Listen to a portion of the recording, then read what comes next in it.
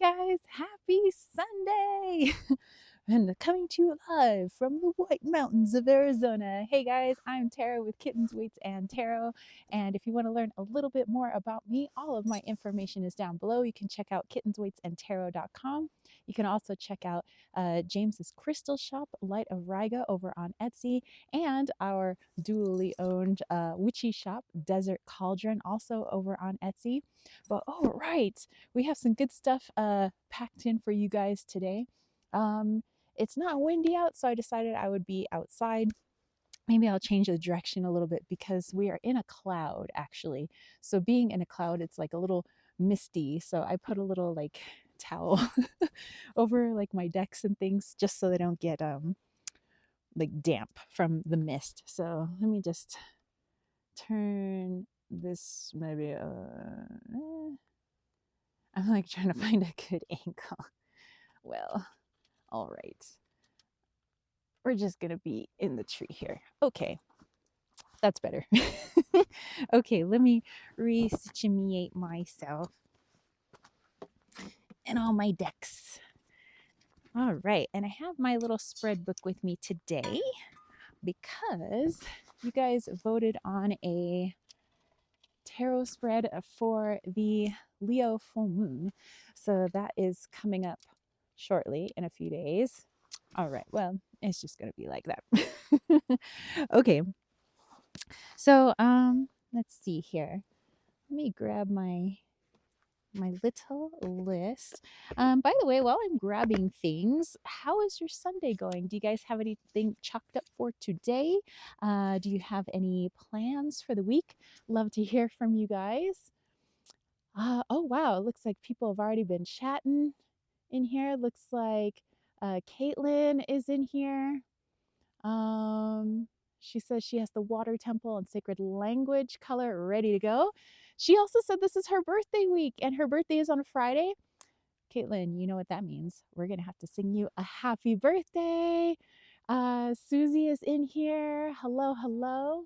She says she's going to be listening more than typing. Caitlin said, thank you so much for your card and the Sacred Mothers and Goddesses deck from Susie. Oh, wow. That's amazing. Andrew's here. Hello. Um, let's see. Butterfly Love Child. Hola. How are you? Jahid is here. Says, greetings, Tara. I'm here. How are you? I'm doing fabulous. It's actually not that cold, really. It's actually, but and I'm actually starting to get too hot in my little puffer jacket. But it's just that I'm in a cloud, like I said. It's misty, so let's see.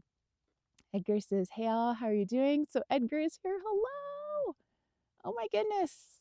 All of our happy homies. Caitlin said, Andrew, I'm happy Helios let you go long enough to join us, clingy cats. Edgar says, I'm staying buried in my bed sheets. Dude, I wish that the interwebs worked in the bedroom. Otherwise, I would be coming to you live from the bed. Susie said rainy and yucky. Ugh. Well, we don't have any rain here, but it is misty. Um, Butterfly says, I'm exploring the Nameless One tarot. It's amazing. Ooh, excellent. I have to check that out. Andrew says he is adorably clingy cat, though. Sebastian is here. Hello from Sweden. Hello, hello. Oh my goodness. Well, you know what? Let's actually turn the camera all the way around because maybe you guys want to check out some of this mistiness. I think that would be kind of cool. So let's do that. Let's check out some of this mist back here. Yeah, you guys might like some of that. Let's turn this like this. We'll move these decks like this so I can have access to them. And we'll bring my water over here. All righty. There you go. Mistiness. Okay. So first and foremost, before we get started today, I want to say hello and thank you to all of my subscribers. Hello, hello. Thank you, thank you. All those that have interacted in our videos, our live chats. Maybe they were just lurking in the live chats. Thank you guys to my moderators. You know who my mighty, mighty moderators are because they have the wrench of power next to their name. Also, want to say hello and thank you to all of my YouTube members. You guys know who you are: Lisa and Kayla and Jamie and Caitlin. You're going to see a little colored kitty head right next to their name. They're all in various chakra colors. But thank you for supporting the channel, and to my YouTube or my Patreon members. So we have a brand new Patreon member. So hello to Karen. Thank you for joining Patreon. But we have Liesel and Sarah and Heather and Myrna and Lily and Dana and Jamie and Kayla and Syrian and Brandy and Samara and Jason and Brian. So thank you all for being a huge support. Thank you so much. All right. So every week I post a little public poll. So there's a poll that is on my YouTube channel page where I put like 4 options that themes or things that you want to see done during the Sunday live chat, and you have a chance to vote there. But also, if you are a YouTube member, you have a chance for early voting. But that also gets you a second vote. So not only do you get to vote as a YouTube member, but you also get to vote in the public poll, which gives you, you know, double the odds. But also patrons also have that opportunity. So if you are a patron, not only do you get to vote in the Patreon poll, which again is early access, but also you get to vote in that public poll. And for those that are YouTube members and patrons, then you get technically like 3 votes. And so if there's something you're really aching to see during a Sunday live chat, you can kind of get your little edge on in there. All right. But it looks like the winning vote, just kind of based on all 3 of the platforms, the public poll, YouTube member, and Patreon, you guys wanted to see some cards slung for the full moon in Leo, which is coming up in a few days. So before we get into that and before we get into our weekly reading, Caitlin said that her birthday is coming up this Friday. So if there's anybody else whose birthday is coming up this week, please let us know now. We'll sing you a little happy birthday. That's just kind of something I like to do on this channel. So yeah, those of you who are new to the channel, or maybe you're watching the replay, during the live chats, if you let me know that it's your birthday or it's your birthday week, we like to sing you a happy little birthday. So let's see. Caitlin says, I think I fixed my payment info. Hopefully I can do a super chat today. Oh, that reminds me. Yes, I do super chats and super stickers towards the end of my chat before we do our channel guided meditation. For those people wanting some messages, questions, or maybe some general guidance, some 1-card pulls towards the end, I'd be more than happy to do that. And Russ is here. It says, good morning from Western New York State. Hey, near Niagara Falls. Ooh, I've always actually wanted to go check out Niagara Falls. It looks freaking beautiful. And actually in the tarot for the great outdoors, the lover's card is actually Niagara Falls State Park. So I thought that was pretty cool. Russ says, blushing. All right. So let's do a little happy birthday. So you guys, let's sing out wherever you are. Our friend Caitlin and moderator extraordinaire is having her birthday on Friday. So here we go. A 1, a 2, a 1, 2, 3. Happy birthday to you. Happy birthday to you. Happy birthday, dear Caitlin. Happy birthday to you. Boop, boop, boop, be doop.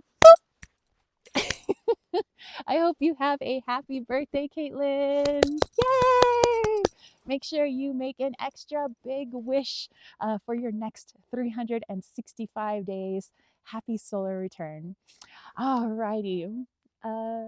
Susie said, me too, Tara. I have never been to Niagara Falls. So lots of happy birthdays coming in. Happy birthday coming in from Sebastian. Caitlin's over there. Thank you so much, everyone. Yay! All righty. Oh, and if you guys haven't had a chance to check out some of our friends here in the chat. They do have YouTube channels and they also have Instagram handles. So if you guys want to check them out on social media, a lot of our homies here have so much good things to share. In fact, our friend Liesel, who just popped in from Liesel Cigar Box Guitar, she's over there building some amazing instruments, and you guys might want to go check her out and check her out on social media. I love the little skits that she's doing. So Liesel, you're amazeballs. I love you, girl. But you know, Susie has some good stuff. Caitlin has some good stuff. There's a lot of good information, fun videos to watch from all of our friends out there. And I love the shorts that Susie does every once in a while. So if you're interested in just, you know, kind of sliding through and watching some YouTube shorts, or maybe checking out what card pulls or things she has to say on Instagram, you can go check that out. Caitlin, also known as Aurora Starcy, also has a Instagram and a YouTube channel. But on Instagram, I love that she had she had posted one of the animal, or a couple of the animals that she's gotten to know in her new place of residence, which is amazing. Lisa said, Susie, miss you, babe. Caitlin says, I promise when I get a new computer, I'll rebuild the Tarot Tribe. Woo! All right.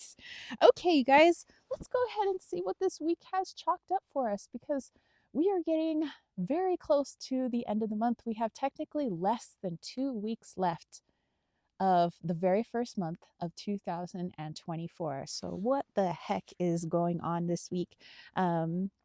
Just what are some things that we need to know?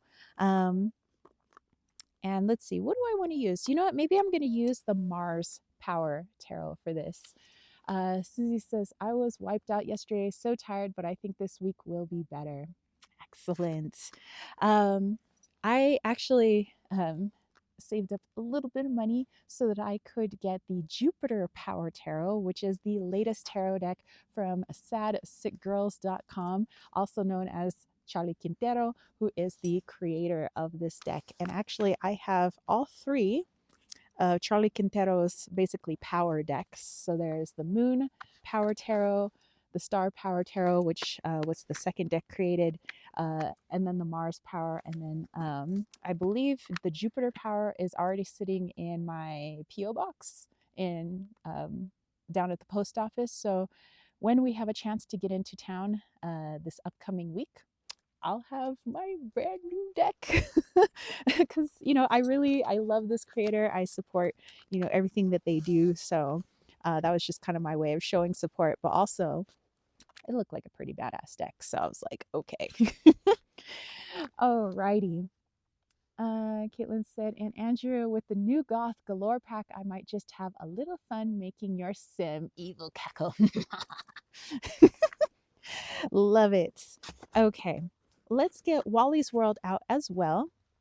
If you don't know what Wally's World is, this is actually my deck, which was community created and backed on Kickstarter. The link for Wally's World is down below in case you are interested.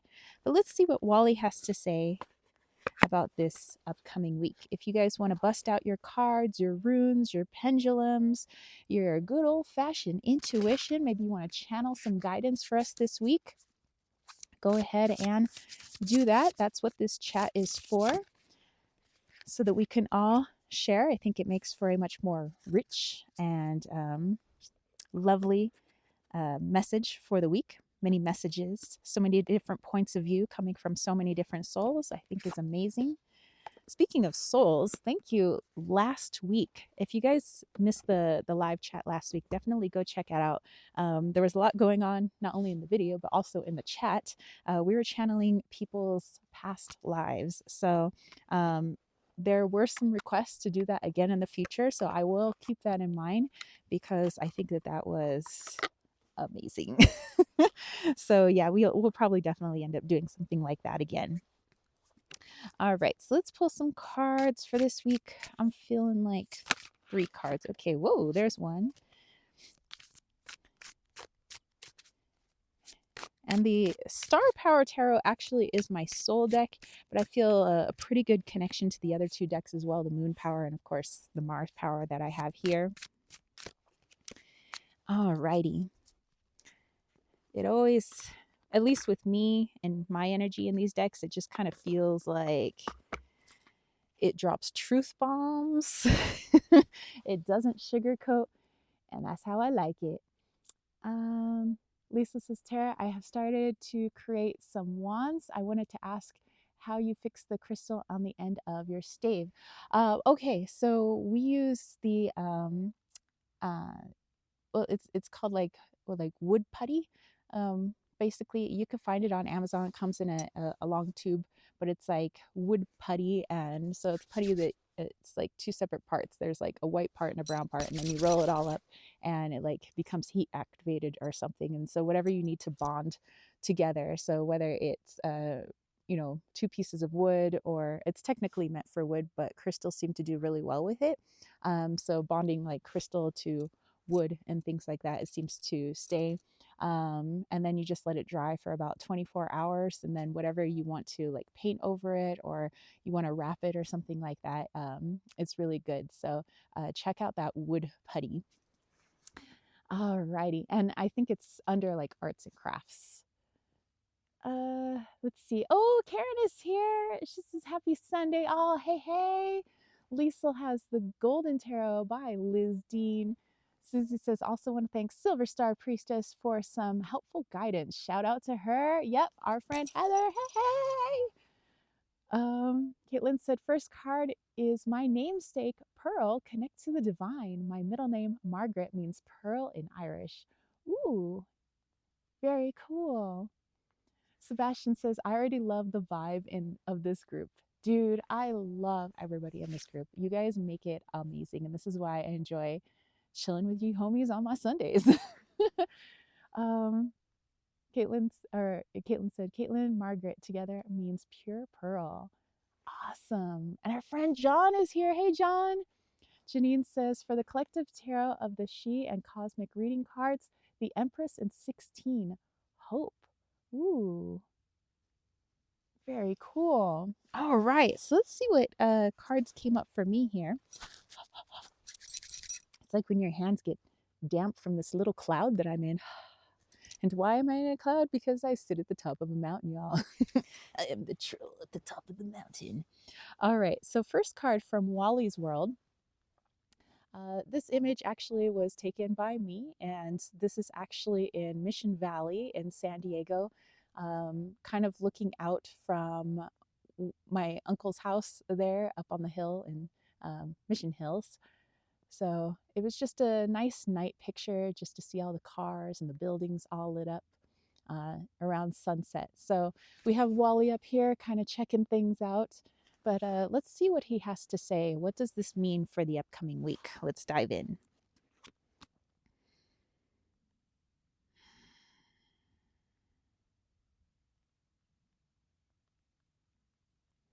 Okay. All right, Wally. So it's, I guess, kind of a simple message, but Wally is just saying that this is a week of observation.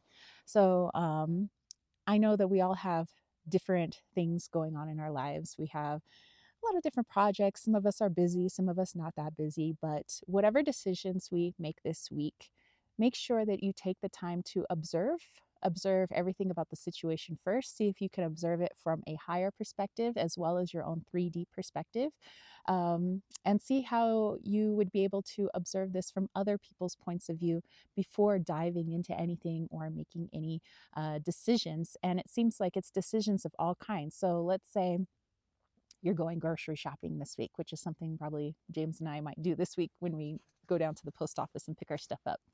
But if, let's say, we're going to go to the grocery store, we might pause and just take a lap around the grocery store first. What is the energy in the grocery store? Is the energy in the store going to influence the decisions of the types of foods that I'm going to throw in my cart?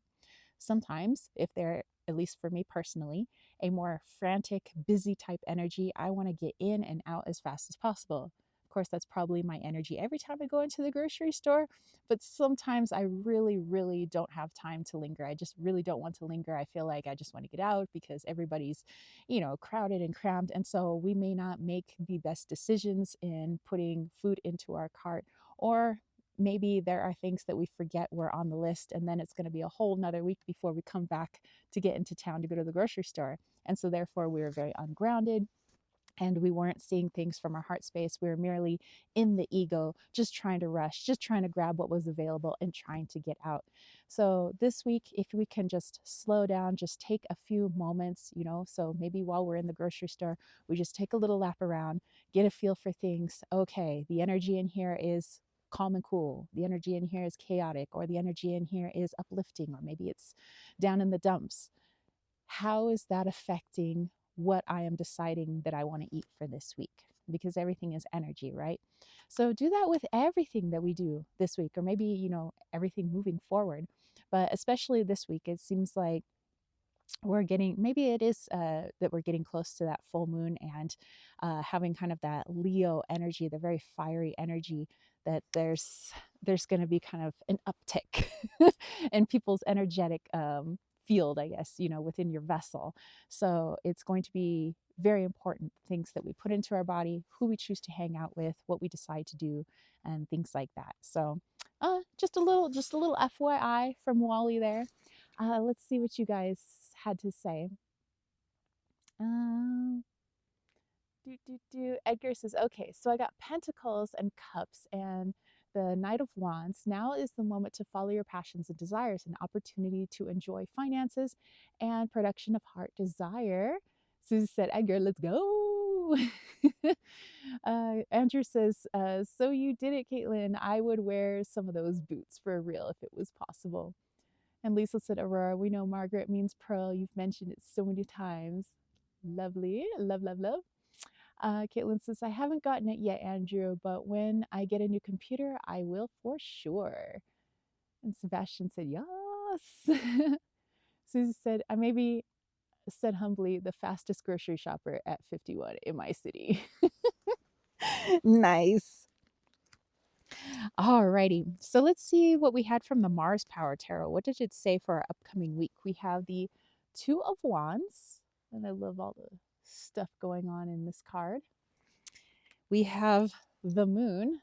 Hey, what do you think about it? We got a full moon this week, and we got our little moon card here. I love it. And we have the Four of Cups. Okay, so let's put these together. I'm just going to put my little Wally's World underneath this thing so it doesn't get wet. Okay. Whew. This cloud makes it cold, my goodness. Okay, let's dive in.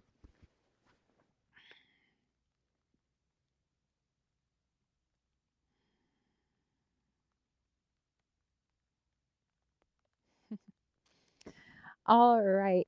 So this is more like advice, I think, for this week. And it seems like the Four of Cups energy, it would actually behoove us to get into a Four of Cups type energy. Not where we're ignoring things, but more the energy of it's okay to chillax, slow down. Hence what Wally was saying, be observant, from your human vessel to what your higher self is observing this week, just so that our path forward going on into the second month, the last week and the second month of the year, the brand new year, that we're consciously doing things that are in alignment with us. I know there are some things that in 3D we have to do. We got to pay bills. Some people got to go to jobs that maybe they're not so fond of, or maybe they're just places we got to go that maybe aren't like the most fun. But what can we do to make it more pleasant in terms of our mental health, our emotional health, physical, emotional, all of these things. And part of that is keeping ourselves grounded and giving ourselves a moment. I know that we live in a fast-paced society, and it sounds similar to the message we got last week, but it seems like that's kind of the energy for the rest of January, is just to pause. Pause before you make a decision. Pause before we go this way. Pause before we go that way. Is this really what I want to do, or am I being pushed by the energy and I just want to get out of the energy? Or is the energy just so fabulous I just want to revel in the energy and then I forget about everything else that I have to do? Just being cognizant of what you're doing, what you're feeling, and where your head is at.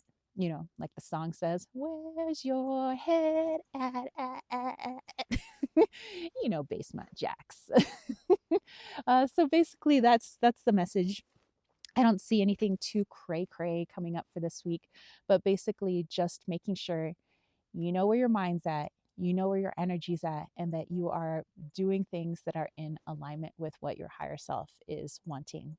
All right, because our higher selves have never done us dirty. All right, so let me put these back just so they don't get all wet skis. I think it is now actually starting to drizzle, but I think that's really a cloud, a drizzly cloud. Okay, let's go do that. All right. Wipe these decks off a little bit. Alrighty, so we are going to get into our full moon in Leo spread. I do have a spread for you guys, and I am going to actually use the 365 tarot spreads by Sasha Graham to do this. Okay, so let's see, excuse me, what you guys had to say here. Janine said, Sebastian, for you, Tarot of the She, the Chariot, and Cosmic Reading Cards 33. Ooh, the threes are coming up crazy. Transformation, embrace uncertainty of the changes that are coming, and trust your instincts to navigate through those changes. Stay committed to your goals, even if it means making major adjustments in their plans. All right. I can dig it. I can dig it. Liesl got 6 of Swords. All right. Okay, give me just a moment. I'm just going to wipe off the top of my phone here. Just making sure we stay somewhat dry. Okay. Why, Cloud? Why you do me like this? Oh, I had a few things to show you guys. I just had them underneath the cover, so I forgot about them. But I have this plastic training dagger here. Actually, James got 2 daggers so that basically we can practice our daggers in the forest. And what we've been doing is keeping our daggers on each other. And so if we catch each other off guard, like like we brought it to bed last night, and so this morning we woke up and we tried to like stab each other. It's like, you got to stay on guard. So it's like if your back is turned or you come out of the bathroom and it's like, skullduggery. So yeah, we've been practicing our skullduggery, so backstabbing. So yeah, we've been doing that, playing with our daggers, because that's what we do. So I just wanted to like show you guys like, hey, you can have fun. So maybe you guys want to get your own daggers, and maybe you want to practice a little skullduggery on your friends, catch them off guard, make sure they're on their toes, Let's see. Caitlin said, classic David Bowie, Susie, rest in peace. Lisa said, get a metal dagger. Plastic is too light. Well, eventually, actually, we have our eye on some daggers at zombietools.com. You guys want to go check them out. They do some handmade, like hand forged daggers and swords and all kinds of things that we think are like super cool. But these are actually like real training daggers, so they do have like a pretty good weight to them, actually a really good balance. They're pretty well made. This is by Cold Steel, I think, and it says training knife, make sure that you always wear eye protection and safety equipment, and make sure you stab your loved ones with love. But yeah, definitely at some point we will get a metal one. Probably won't stab each other with those ones. Butterfly says, I just pulled the dagger card from the Nameless One Oracle Arcana. Oh my gosh, that is so cool. Edgar's like, WTF, so now you're stabbing each other in the back. We sure are, but we're stabbing each other with love, Um, so yeah, so that's my training dagger. But I also wanted to show you guys some books. Here, go here. Okay, so you guys know that I was talking about my friend Wasima. Well, she had sent two books that she has created. I'm going to make sure I read through them first, and the deck that she sent me, because I want to do a review for her, like a video review, so that you guys can go check it out too. But this is her name here. Wasima, in case you want to find her on YouTube or on Instagram. And this book that she sent me here is called Soul Wisdom for Better Relationships. Know more about sexuality, eros, and love. Discover the blockages and the toxic relationship cycle to live in harmony with your loved one. So if you're have a partner in life and you're looking to create a better relationship, then that would maybe be a book that you want to go check out. But her second book is actually in accompany to the deck that she created, which is The Healing Journey with the Feminine and Masculine to Divine Union. And this is her book here. Actually, it's more than just a guidebook, it's actually a whole workbook. So there's a lot of journaling and things to go on. So let me show you just an example. Like, let's say for the card tolerance, it gives you all of this information about the card and how it could relate to whatever question that you had. And some of the prompts, it says, like, what does this card tell you about this aspect? What are the strengths of this aspect, the weaknesses of this aspect? And it says, what is the impact, whether it is negative or positive, of this aspect on these different fields and in your life in particular?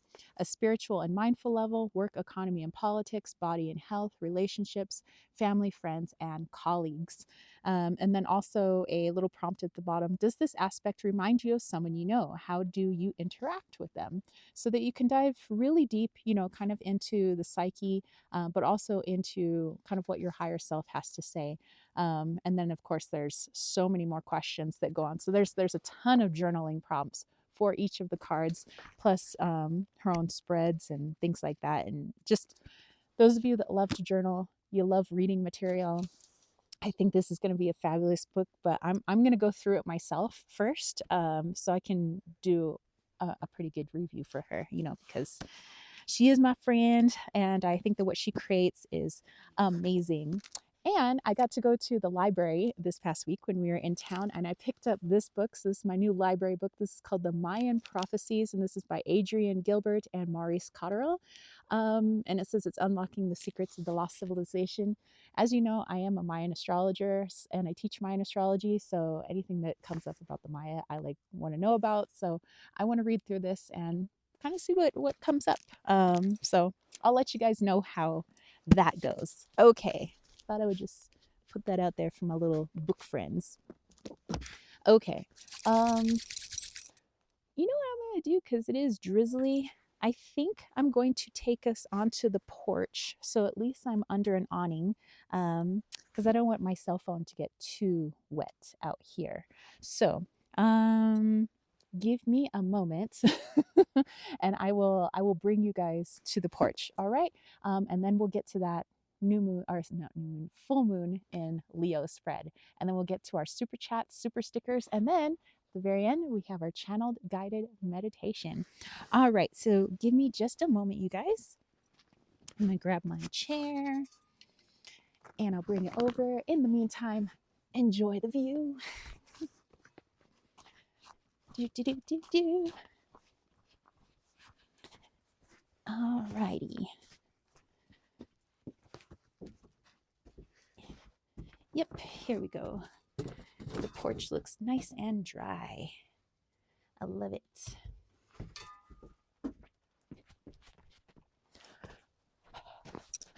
Whew. That is a cold drizzle. Why did Snoop Dogg bring an umbrella for the drizzle?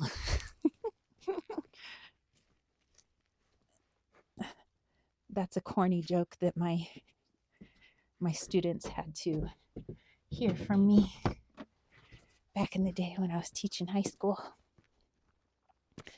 Okay. And last but not least, You guys, let's go. Woo! Going to the porch. Gonna stay dry because that's what we do. Okay.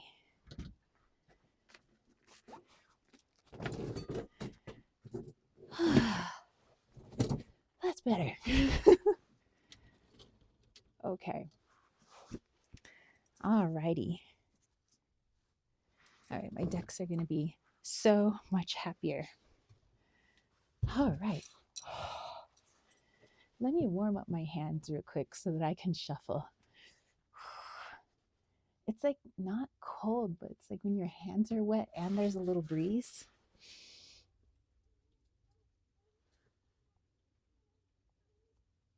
Somebody's dog is running amok out there in the mountains. Okie dokie. Okay, so sorry, just warming my hands real quick. Like, okay. All right, so let's go back here. Edgar says it's like a Mexican thing there. If we ain't making fun of your insecurities, we don't love you. Exactly. Butterfly says, wow, I look forward to your review. And Caitlin says, I'm hoping to have a romantic partner soon, mainly thanks to Susie. And Susie said, Tara is the best Mayan astrologer. Her class is amazing. Well, thank you. Yeah, if you guys want to go check it out, it's over on my website, kittensweightsandtarot.com. Caitlin said, Tara, do you know when my Mayan birthday is 3 Kib? That I would have to look at the calendar for because it's a lot of counting. Yeah, I would have to have the calendar in front of me in order to kind of see when 3 Kib comes around because our Mayan birth date technically, since it's on a 260-day calendar, it's called the Tzolk'in calendar. Some people say Tolkien, but Tolkien created Lord of the Rings, so not that Tolkien, it's Tzolk'in. And so therefore our technical like Mayan birth date changes every year. So like instead of our Gregorian birth date, like mine would be June 10th, it's June 10th every year. But since I'm 5 Akbal, 5 Akbal could be in September one year, it could be in October another year, maybe it's in June another year. But it kind of changes just because of that like out of sync almost lunar calendar, although it's more based on Venus's rotation, but it is kind of in alignment with the lunar calendar, which is why it isn't exactly aligned with the Lunar New Year that's coming up in February, but it's pretty close. So, and I'll definitely be celebrating that with you guys when that comes around. Susie said a giggle girl, George's nickname for me. Oh yes, I remember. Caitlin says it's 21 degrees for her right now. Ooh, my goodness. You know, we had it in the 50s. And then we had a bunch of chemtrailing, which brought in this like really cold wind and it just cooled everything down. So I think the high today is going to be like just under 40, like maybe 38 or something like that. And then it goes right back up into the 50s once they're all done with whatever it is they do up there. Andrew says, it's cold here too. There was going to be an event today, but it got canceled due to cold weather. Ah. And Lisa says, Gregorian calendar is rigged astrologically. Yes. And you know, it's interesting. We decided as a world to go off of a calendar created by like a Gregorian priest. Like we just decided, okay, this like church calendar, we're gonna do this now. When there's like so many cultures around the world that still utilize their lunar calendars. But you know, because I live in a 3D world, you know, I got to utilize my Gregorian calendar.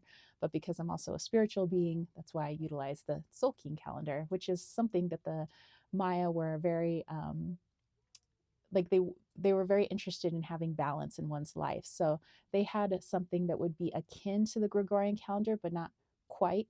And that was called the Hep calendar. And that was kind of like more like a 360 63 or 64-day calendar. And that was like their work calendar. So kind of like the mundane day to day. But they realized that having a good spiritual connection and working on bettering your spiritual self was just as important as having your regular day-to-day self, your human self. So that's why they also had the Tzolk'in calendar, which was 260 days, which was more in alignment with Venus, which was a planet that they felt a deep connection with. So a lot of things that they did was more in alignment with Venus. So they had those two calendars and they worked on them simultaneously. There is a time when those two calendars meet up, and that's every 52 years, which means that whenever anybody turned the age of 52, it was a very special year. So you think people go all out in the United States for somebody's 16th birthday? Go to a Mayan 52-year old's birthday. Like, it is off the hook. um, let's see. Lisa says it's 7 degrees Celsius here. I don't understand Fahrenheit. 7 Celsius. Okay, that's cold. I would say that would be up into like the teens to 20s, maybe Fahrenheit. Caitlin says, at least you have plenty of cats to keep you warm, Andrew. Felix is finally starting to get used to me. And Lisa said, Gregorian calendar has a quarter day each year, hence leap years. Yes. Susie giving the heart out for Venus. John says, I have a deep connection with Venus. Maze balls. And Susie said, woo, woo, I turned 52 this year. That's amazing. Dude, you are going to have to go all out because that is considered like the bomb age. So I hope you have a mega party for yourself.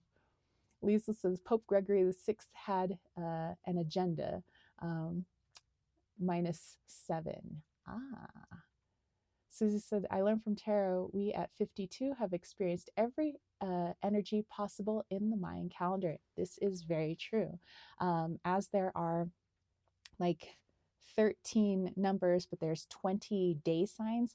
They have literally been every single sign, every single number, and every single combination that you could think of in their 52 years. So basically, they have at 52 experienced the fullness and richness of the human and spiritual vessel.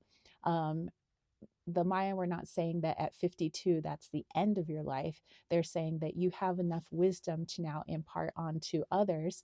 And from that very balanced, very well rounded viewpoint, it's almost like being born again. So you start over, all over again, but now with a very wise viewpoint in life. So now you can enjoy life even more, having that background of understanding what it's like to be in all these different types of energies. So you can handle life differently. You can manifest more effortlessly and easily because of your 52 years. So you're going to have to let us know what kind of party you end up throwing. Let's see. Andrew says, I'm glad Felix is getting used to you. Mostly, I just have Helios around. And Lisa's like, Susie, youngster. And Caitlin says, more like Helios as Velcro to you, Andrew. Alrighty. Okay, so I think my hands are warm now. Thank you guys for allowing me that short intermission to warm up my fingers. Oh, excuse me. Just blasting water everywhere. Let's go ahead and take a look at this spread. Caitlin says, Susie, who do you think would win in an attention battle, me or Helios? Okay, so like I said, I'm using the 365 tarot spreads by Sasha Graham. And the page, in case you have this book, the page that I'm on is on page 212 under July 23rd. This is the qualities of Leo spread. And I thought that these questions would be something good to take a look into as we approach the full moon. It's not exactly a full moon spread, but I think that the aspects of Leo type questions would be really good for this full moon. Karen said, very cool. Looking forward to my 52nd in 2025. Yay! Heck yeah. You're going to have to remind us so we can sing you a very, very special happy birthday. Sebastian said, this info is amazing. I'm glad you're digging it. Susie says it would be a tie between Caitlin and the kitty. Lisa said the chariot card, 444 on the clock. Love it. I love it. I love it. Repeating numbers have been crazy for us lately, especially James. Like everywhere he sees like 111, 222, 333, 444, 555, and they all keep going in like order of numbers. So it'll be repeating ones, then repeating twos, and repeating threes. For me, I'm seeing mostly just repeating ones everywhere. Every now and then I get the occasional like 333, but repeating ones have been like crazy since I would say beginning of December. So I'm gonna have to do some more meditation on that. But it looks like this is gonna be um, a good year of change for me, as this year technically in the tarot is my tower card year. So wee tower card year. Okay, so let me read what it says here, and then if you guys want to grab a deck and pull some cards along with this is going to be a 10 card pull, so get ready. Since we are going to be talking about the full moon, I am of course going to use the Moon Power Tarot. Okay, so let me just put that there. Caitlin said, same tarot. I've been getting 111 or 111. Yeah, so 4 ones or 3 ones. Susie's like, wee, shout out to Sherry Bug. All right. Okay, so in it says Leo's ruling planet is the sun. Golden yellow is the primary color. The lucky day is Sunday, and the best location for success is any place outside. Leo rules the 5th house of the zodiac, governing creativity, procreation, and recreation. The Strength card features an image of a lion and always represents the use of gentle persuasion over brute force. It is a card of extreme power and control. So here is the qualities of Leo's spread. On this day, well, technically on this day would be the date of the full moon in Leo. This spread is based on the essential qualities of Leo: generosity, warmth, expansiveness, artistry, self-confidence, authority, self-discipline, magnetism, and a brave and calm demeanor. So here it is. It says cast your cards. You can cast them in the shape of the Leo symbol or glyph looking like a lion's tail. So something like this. You don't have to do that. You could just, cast your cards in a straight line if you wish, or in a square, whatever's up to you. Ooh, speaking of square, you guys check out the channeling coming out tomorrow morning. It's going to be channeling the black cube. Everybody's heard of the black cube of Saturn. We've heard that we are actually inside that black cube. So see who we channeled and what information we got. So it was interesting to say the least. Okay, so here are the 10 questions. I will of course go over each question individually, but I'm just going to read all of them at once here, and then like I said, we'll read them off one by one. In what way can I be more generous? Where should I extend my warmth and love? In what direction is my life expanding? How can I best use my artistic gifts? In what area of life do I need to exhibit more confidence? How can I exude authority without being bossy? How have I become more self-disciplined? Who am I drawing toward me? How am I brave? And lastly, in what area of life do I need to calm down? Okay, so like I said, I have my Moon Power Tarot here, and we'll do question number 1. Question number 1 is, in what way can I be more generous? All right, let's take a look. In what way can I be more generous? Caitlin said also she's been seeing a lot of repeating 2s. I doubt I'll be a single woman when the year ends. Lisa's like, cool. Susie's saying, cool. I look forward to that channeling. Caitlin, are you in charge of the questions, please? Oh, yes. So if any of my moderators would like to post the question so that everybody can go back and see it, maybe post the question in all caps. It's easier sometimes when you see an all caps message in the chat. So again, question number 1. In what way can I be more generous? In what way can I be more generous? Let's see. Let me take my deck out of the box here. Somehow I got my hair stuck in the box. I mean, shocking. I freaking shed hair like a German Shepherd. It's crazy. Okay. Alrighty. Here we go. Love these cards. These cards are amazeballs. Okay.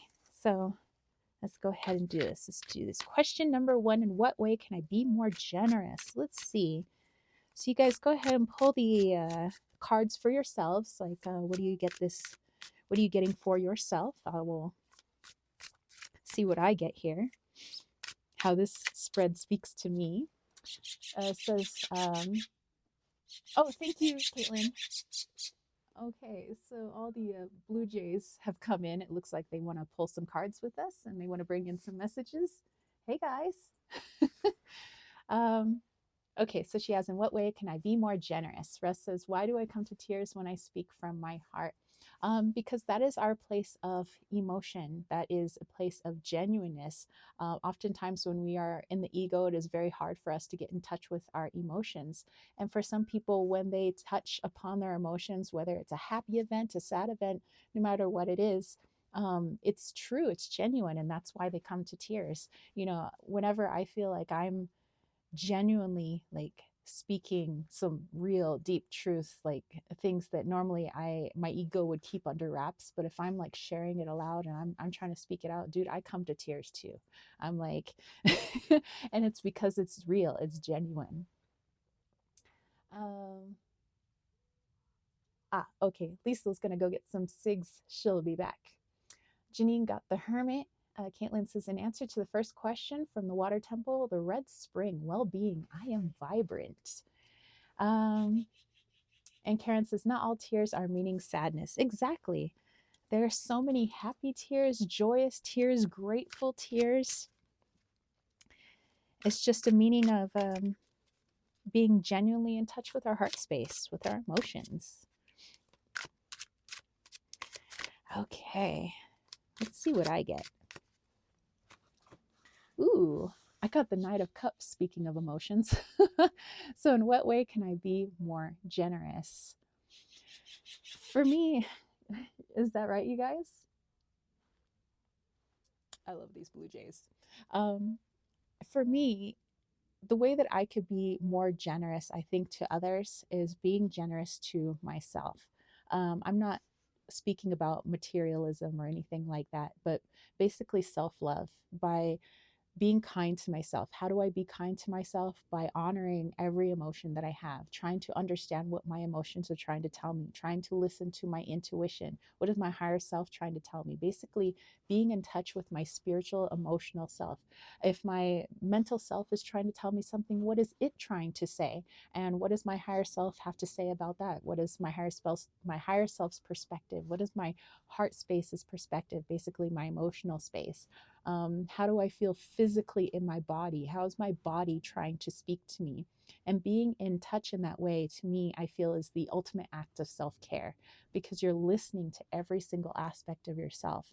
So for me, if I can listen to every single part of me, my physical body, my mental, emotional, my spiritual body, then I am more apt to be able to be more clear, a clearer listener when it comes to other people in my life. Then I can understand their physical bodies better, their emotional bodies, their mental bodies better, spiritual bodies. I can give much more easily. I can understand others because I understand myself. So I think that's how I can be more generous, is that Knight of Cups there, forever on a continual journey to understand the self, both my human vessel and my spiritual vessel, so that I could be of more service to others. Looks like the neighbor's dog is running around down in the catchment down there. Okay, so we'll put this card down there and we will get to the next. All right.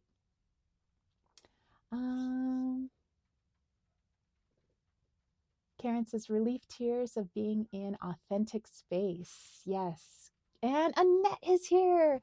Project Refine Life. Good morning, she says. Rest says, thank you, Tara. And hello, Susie. Thank you for your kind welcome. Caitlin says, these birds are coming up every single live now. I know. They're just like, hello, we're in your live chat now, which is fine. That's cool. Susie says, I heard a song quote, one is the loneliest number of all. I think that is, one is the loneliest number. Do, do, do, do, do, do. Oh, yeah, I know that song. Everybody giving Annette a warm welcome. Karen says, my deceased mother and I have agreed upon connection of color blue and things that fly. Well, there are approximately 5 blue jays there. So I'd say that is a warm welcome for your mom because they came in from the roof of our home and they were just like, decided they were going to hang out with us today. So welcome to your mom. She's welcome in our chat as well. Kaylin says, why am I getting the vision of doves being released at a wedding? Ooh, very nice. Janine says, Aurora, did you say you would meet someone by the end of the year? Wink, wink. All right, we have our second question. Question number 2, you guys. Where should I extend my warmth and love? Where should I extend my warmth and love? All right, let's see. Where should I extend my warmth and love? Question number 2.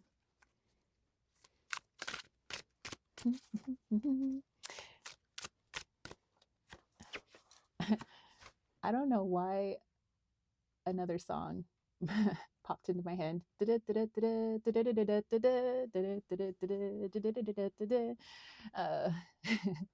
Actually, that's something that me and my friends would play. Like my friends would play that at their kids' birthdays and stuff, and we would all just like dance around and have so much fun. We wouldn't throw the hat down and dance, but you know, we just kind of like laughed and had fun. So it just reminds me, I don't know why that popped in there. I'll have to meditate on that later, but maybe it's time to call some of my friends from back home. Maybe that's it. Okay, so thank you, Caitlin. She posted the question for you guys. Where should I extend my warmth and love? Russ says, I have 3 dog night is an Australian phrase. It means a night that is so cold you need at least 3 dogs on your bed to stay warm. I love that. A 3 dog night. That's cool. I can dig that. Not that it's that, you know, it's definitely cool as in temperature. That sounds very cold, but I like that phrase. Okay, so where should I extend my warmth and love? And I have the 8 of Swords. That's interesting. Take a look at all the things going on in here. This very very filled room, it seems. This person's all caught up in their cords. Caitlin says, in answer to this question, watermelon, have fun with your inner child. Excellent. Let's see what the 8 of Swords has to say about how can I extend my warmth and love, or where should I extend my warmth and love?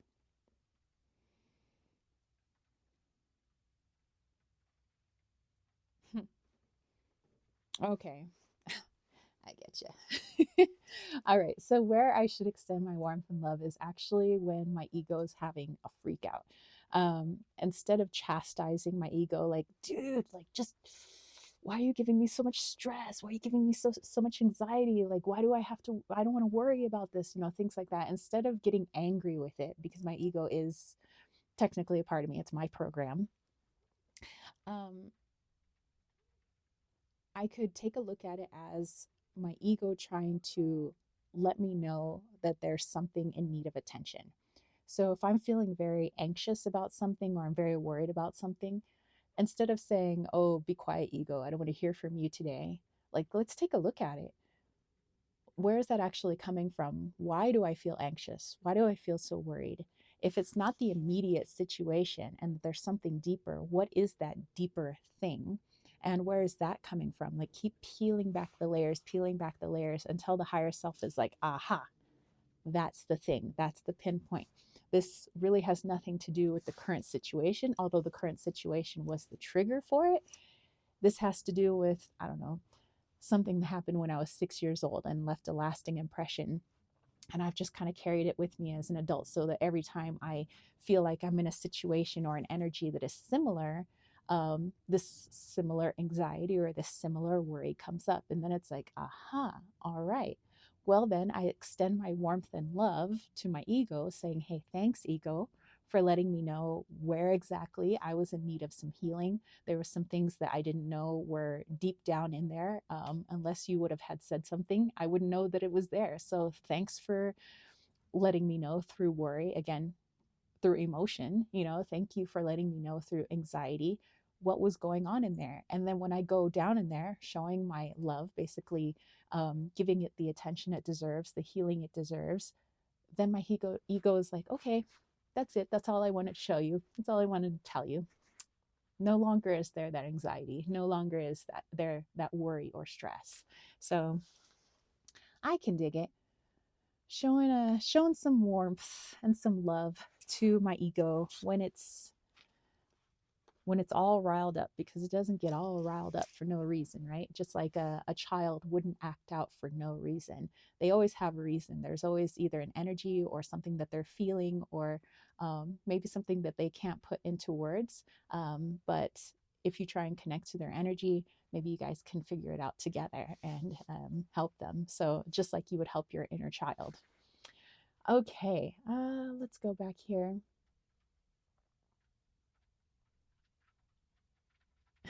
Annette was saying, Russ, I always wondered what that meant. Susie's like, oh, heck, that is my room. She's saying she resonates with this. Janine said, Maker 10 of Pentacles, my own family or community? Uh-uh. And Russ says, Annette, I've been singing and playing guitar on stage for 40 years. I learned all kinds of trivial music facts. Ah, interesting. Okay, so let's take a look at question number 3. In what direction is my life expanding? Ooh. In what direction is my life expanding? Okay, let's see. What direction is my life expanding? Let's see. In what way, in what direction is my life? Okay, whoa. That's what I love about these cards. When the card is ready, it just like flies out. So in what way or in what direction is my life expanding? And I have the 7 of Cups here. I love the lip and lobe accessories there. Thank you, Caitlin, for posting the question. So let me dive into this one. In what direction is my life expanding?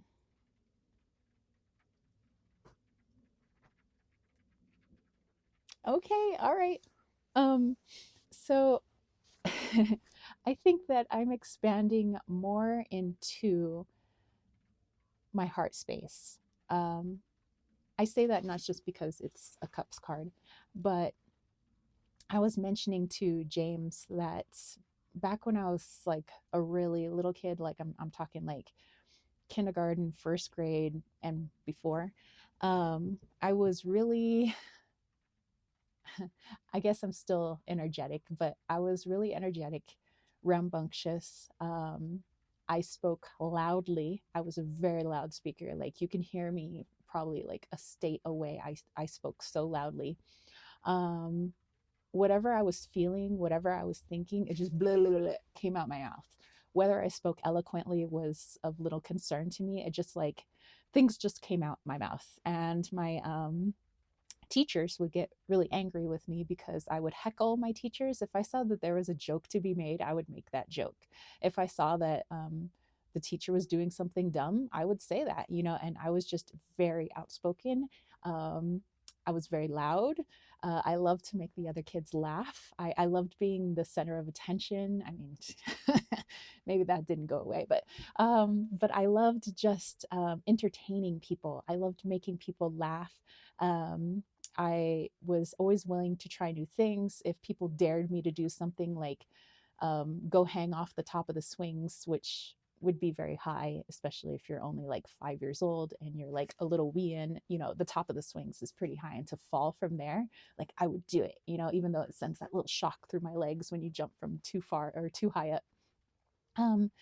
But I would do all these daredevil things. And at some point, I got disciplined to the point where I just started quieting my voice. I would start speaking in a whisper. It was really hard for people to hear me because I was just like too afraid to raise my voice. I stopped talking during class. I still kind of like sitting in the front, but I stopped like heckling my teachers.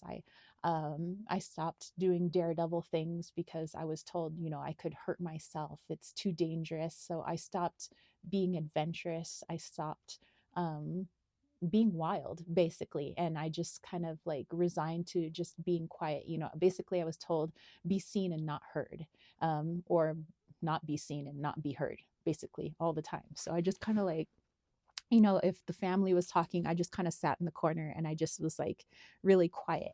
Um, and it felt inauthentic because everything inside of me was like, ooh, now's a really awesome time to make a joke, or ooh, that looks really fun. Like, I want to go do that. Like, I want to go like ride my skateboard down that hill and see what happens. Um, and I think part of that really wild child got silenced. And now that I'm up here in basically the wild, the wilderness, that wild child, although, you know, has been coming out through my healing journey, is really starting to come out now. So it's coming out through my creativity, through trying to express myself more, be that with my family, which I really haven't done before, is to speak from my heart. But I'm getting more into my heart space, which Russ was, you know, talking about shedding tears and speaking from the heart. Like, I'm doing that more, whereas in the past that was difficult for me because it had been silenced. My heart space had been closed off, because I was afraid of being hurt. I was afraid of, basically afraid, you know, all these fears: fear of hurting myself, fear of hurting others, fear of saying the wrong thing, fear of hurting somebody's feelings. So I just kept my mouth shut. And it's like, and now I realize that I appreciate the people that don't keep their mouths shut. When people say things that trigger me, that's healing for me. Thank you. I appreciate you. You know, I want to know where I need my healing. I want to see in somebody else what I strive to be. I want to see people speaking authentically. I want to see people speaking from their heart, because I too am working on speaking from my heart.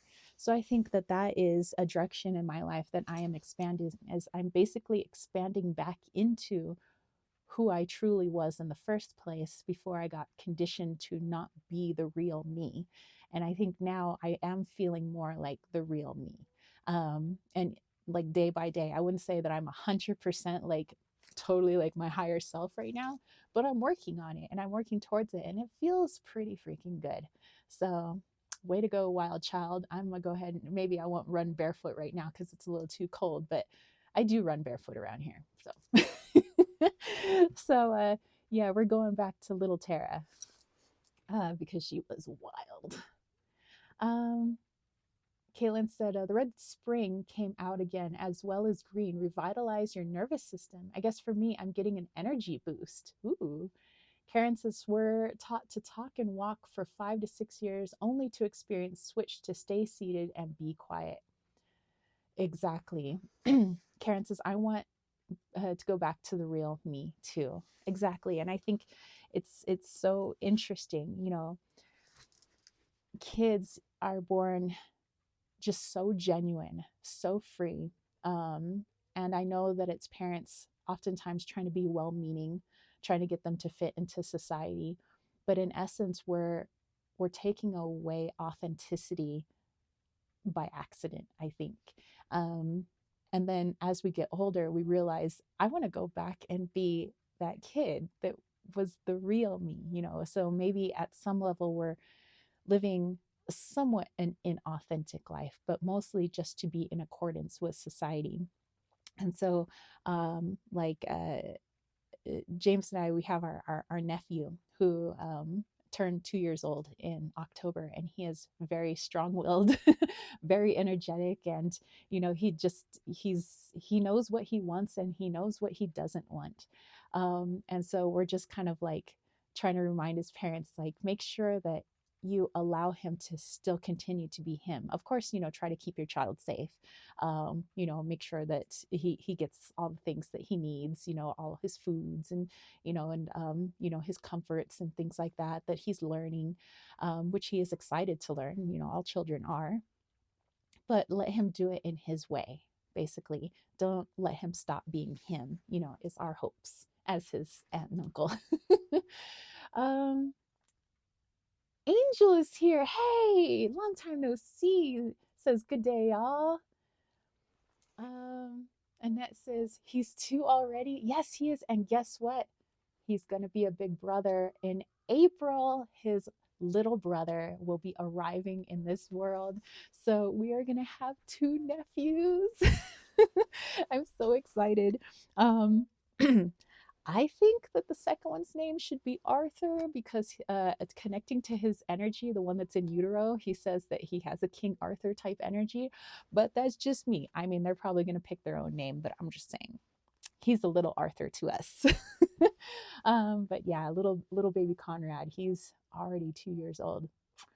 And apparently he's fast. So, I mean, his parents are athletic, but he's giving them a run for their money. So I hope they stay athletic because it looks like he's just going to get faster and faster.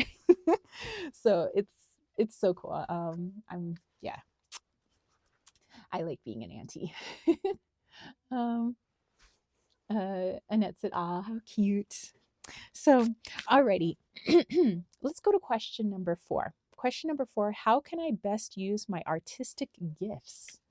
Okay, how can I best use my artistic gifts? And for those of you just joining us, we are doing a Leo spread in honor of the full moon in Leo, voted on by you guys, my patrons, my subscribers, my YouTube members.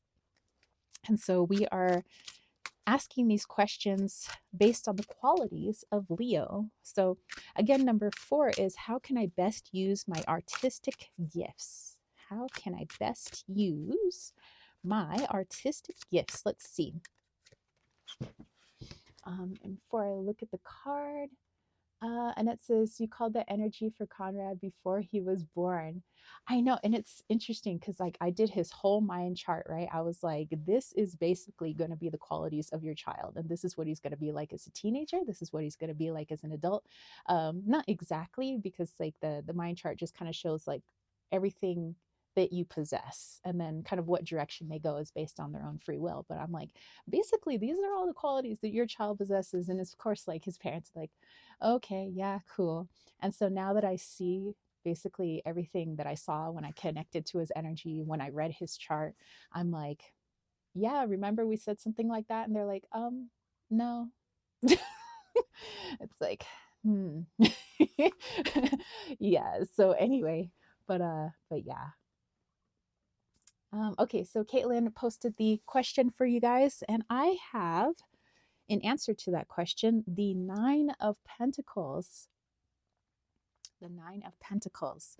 So how can I best use my artistic gifts? Let's take a look.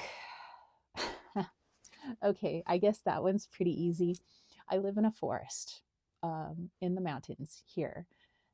There is so much inspiration for creating things that all I have to really do is utilize the forest for inspiration and utilize the forest itself, from the juniper berries that fall on the ground, fallen twigs and branches, fallen nettles, um, looking to the colors of the Apache rose when it blooms in the from spring to fall, looking at the chinchweed that comes in October and covers the whole hill in yellow, that beautiful yellow and lemony scent. All these things I can utilize to create maybe drawings, paintings. I can use them to create song, music, kind of reactivate my singing. Also, when we create things for Desert Cauldron, our wands that we create basically utilizing this forest, the essential oils and hydrosols that we've created, which all we have to do is bottle them up, but we are going to be selling those in our shop. But yeah, it's the forest is my muse. You know, the color of the blue jays, the bellies of the American robins that come through here, um, the little black-eyed juncos, they're called. It's these little tiny pudgy birds that have like a black head, and it almost looks like they don't have eyes because their eyes are literally as dark as the color of their head feathers. Um, the songs I guess I could hear from the juniper titmouses. They have a very distinct song. Maybe even the almost bluish black feathers of the ravens and the crows that fly around here. There's just so much inspiration. There's so much sound, um, so much movement, um, so much, like, just looking out right now, just all the lines and like what you guys see behind me, what looks like veins and water. And when the wind gets really gusty here, if you're inside the house or inside the cabin, it literally sounds like you're at the beach. Like it sounds like the like water, you know, rising, that the tide is coming in. It sounds like the water smashing up against cliffs. It's is beautiful, and you forget that you're in the mountains, that you're at 6,500 feet. You think that you're literally at sea level. Like, yeah. So how could I best use my artistic gifts is basically to utilize what's around me. And you know, I do have an artistic eye. I was, you know, that's a talent I know that I have. You know, I love photography, I love art of all kinds, hence why I have so many tarot decks, is because I love art. I love seeing other people's artistic expression. And so yeah, just utilizing my environment, and keeping my mind, my eyes, my hands busy, my higher self, allowing me to use my intuition to create these things. Yeah. I'm very blessed to be here. Um, let's see. Let's go back here. Caitlin says, I got Our Lady of Lourdes sorrow. Thank you for my healing. Nice. Lisa says, my God, it's blowing a effing gale out there and pissing down, oh, rain, but at least I got some burn, UK slang for tobacco. Hey, there you go. Very nice. Susie says, I'm ready for spring already. Us too, man. We're all done here. Sebastian said, yeah, nature is so precious. And Caitlin says, well, you know, Susie, I was Persephone in a past life. I just need to find my Hades. Nice. Okay, okay. Let's go into question number 5. So halfway through this spread, in what area of life do I need to exhibit more confidence? In what area of life do I need to exhibit more confidence? All right, so let's see. What area of life do I need to exhibit more confidence? Let's see. Confidence. Okay, in what area of life do I need to exhibit more confidence? And I have the 6 of Wands. That's an appropriate card for confidence. I like it. 6 of Wands. Okay, let's dive in.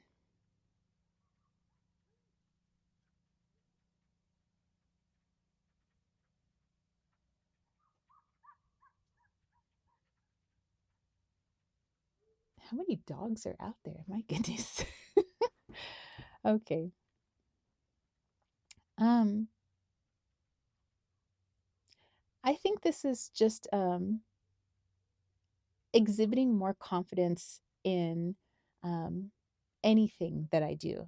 For me, I don't feel like it's an individual area of my life. Um, I feel like it's in all areas. So, like when I do my channelings, when I do my readings, I guess it's not so prominent when I do my readings or my channelings, but like there will be a moment where my ego's like, what if you can't connect today? Like, oh, what if you can't channel today? Oh, what if you get it wrong? And then I remember, yeah, but I don't use you, ego, during my readings or my channelings. Like, it's all my higher self. Like, of course I can't think of the answer right now, because that's my ego. My ego can't think of the answer. But when I let my higher self take over, all of a sudden it's like these answers that I could never in a million years think of myself come up. And I'm like, okay, so I have confidence in that, even though every now and then my ego is like, what if, what if, what if? And I'm like, shh. you know but like, things that I create, James oftentimes says that I sell myself short, that I don't give myself the credit I guess I deserve. I just like think, oh, well, like anybody could do that. I'm like, well, anybody could create that type of art, or anybody can sing, really. Anybody, if they practiced, they could play an instrument. Anybody could do these things. And that's true. If we practiced at anything, of course we would eventually get pretty good at it. But he says that is true, but he says everybody has their, like, basically uniqueness in the things that they create. And he says, so the things that you create are very uniquely you. And he's like, so basically having confidence that, what I do is worthwhile and is worthy of love and attention. The things that I create, the things that, you know, anything that comes from me. And so I think that I'm learning to have more confidence in that, more confidence in myself, because like I said, when I was younger, I had all kinds of confidence in myself. I was like, haha, I am going to jump off this hill and see what happens. I am going to say a joke and it's going to make everybody laugh. But as I got older, it was like, well, maybe I don't say that joke, because what if people don't laugh? What if people don't think it's funny? Well, what if I jump off the mountain and I hurt myself, or I can't jump off the mountain? Like, maybe I don't want to do that. So I just developed this kind of lack of confidence in myself. And I think it was mostly due to the stay quiet and stay out of sight. But like I said, I'm getting more back into who I truly was and who I truly am. So yeah, I think that I am starting to exhibit more confidence in all areas of my life. And it's not just one particular area for me. So let's see what you guys had to say. Oh, thank you, Caitlin, for posting the question. Lisa says, Caitlin, stop looking outside of yourself for what you need. Go within, dear. Yes. Caitlin says, I got Azure, protect yourself.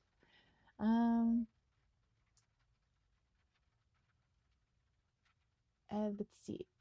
Oh, Lisa has channeled a message for Caitlin. Very nice. Oh, and it looks like it's actually starting to genuinely drizzle, but that's okay because we are under roof right now. Take that, rain. Okay. Let's see. Question number 6. Question number 6. How can I exude authority without being bossy? How can I exude authority without being bossy? Sounded just like Cartman from, well, you know what cartoon.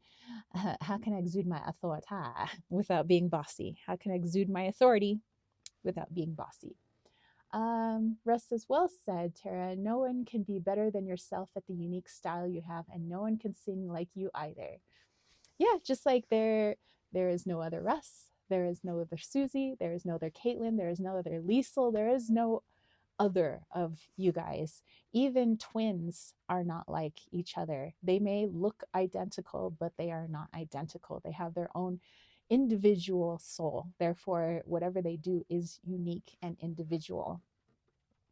Thank you, Caitlin, for posting the question.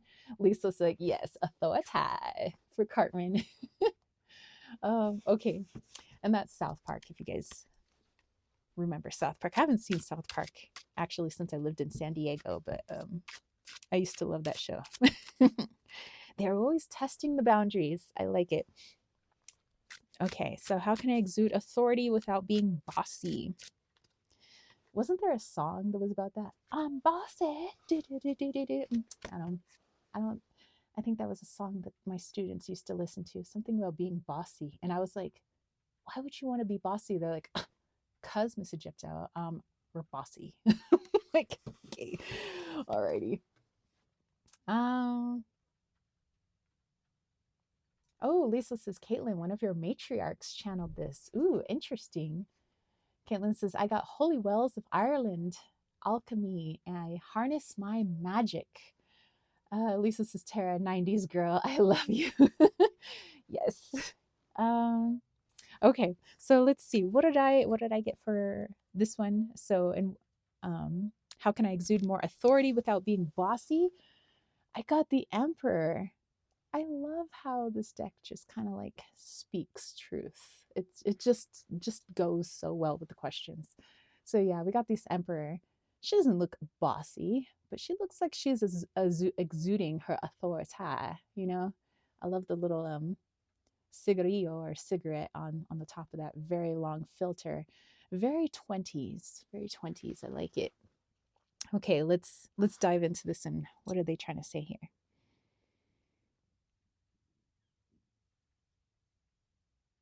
Okay. So for me personally, it's saying when I step into emperor energy, and I want to exude my authority without being bossy, yes, emperor taken to the extreme could be bossy, but emperor in a balanced energy is far from bossy. Emperor speaks their truth. Emperor points out where things need to be fixed, regardless of your feelings, regardless of how you may feel about it. If there's something that needs to be fixed, it needs to be said. If you see something that is out of alignment, and your higher self is like coming and saying, hey, this is out of alignment, the emperor is like, okay, I see that, all right. So the emperor has an equal balance of ego but also an equal balance of higher self.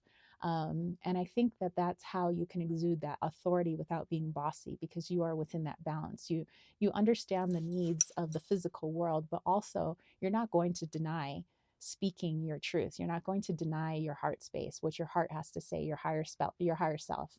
Um, the emperor also knows about taking care of the self, knowing that if the emperor drains, his or her energy and, runs themselves ragged, they're of no use to anybody else. So the emperor is very good at understanding their own, physical, mental, spiritual, emotional energy.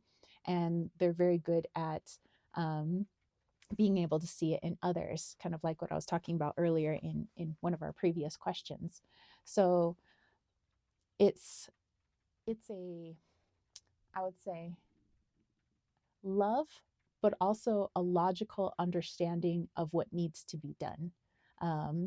And although the emperor isn't trying to hurt anyone, the emperor also knows that sometimes the best way to forward in healing is through hurting feelings sometimes. And that's not a goal, is to hurt somebody's feelings. It's not a goal to make somebody feel bad.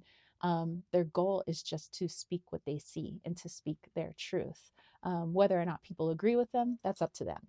But the emperor is not going to close off their throat chakra, is what I'm going to say. They're not going to close off their crown. They're not going to close off their heart, just because it may make the people around them uncomfortable. And so I think that that's what speaking authority is basically not holding anything back, being authentic. And that's not being bossy at all, because you're not telling other people how to live their lives.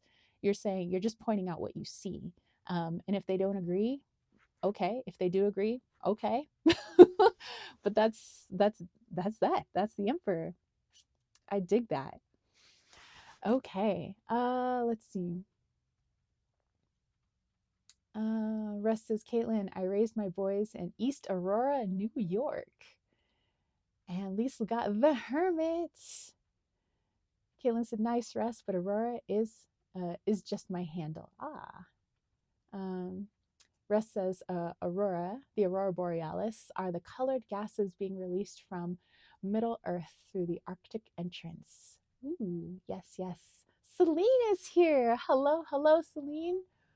Um, Um, Aurora says that she named herself after the Roman goddess of dawn. very cool. But also, Aurora having so many other beautiful meanings as well. So excellent. So thank you, Russ, for sharing as well. Um, okay. All right. So let's go on into question number 7. How have I become more self disciplined? Let's see. How have I become more self disciplined? Question number 7. How have I become more self disciplined? Let's see. Actually, you know what? Let me have a little sip of water here before I pull that card for myself. But again, the question, how have I become more self disciplined? Okay. Okay, how have I become more self disciplined? Let's see here. I'd like to say I'm pretty disciplined in some areas. Okay. We got the King of Wands. All right. So, how have I become more self disciplined? Let's take a look here.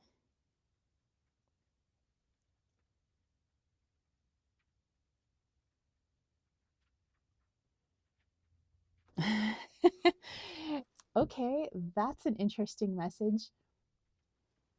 And wow, that's interesting.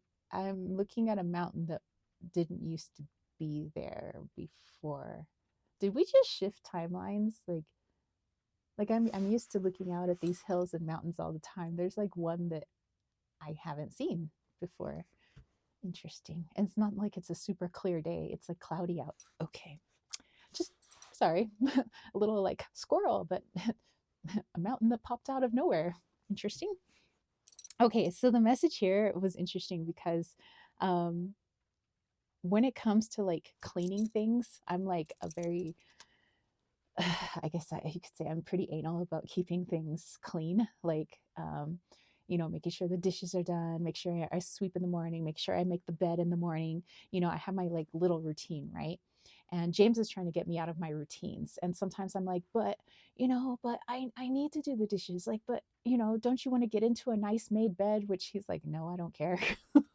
And I was like, but, you know, shouldn't, this get swept in? He's like, I'm not saying like live like you're dirty, like I'm not saying like let all the dishes pile up and be gross and let the floor get all disgusting. He's like, I'm not saying that, but he's like, but he says there is a different energy behind the reason that I clean. And he says the reason is that your mother got furious with you if you didn't do your chores. He says, like, you weren't allowed to do things until you did your chores. He says, she would punish you with chores. And so he says, now you see your self worth as having a clean home at all times. And he says, but human beings just aren't like that. He says, we aren't meant to spend our lives cleaning, cleaning, and cleaning. He's like, look at all these animals around here. He says, sure, they keep their little like nests and everything nice and tidy, but do you see them spending their entire day cleaning and cleaning and cleaning? He's like, of course not, because they would die, you know.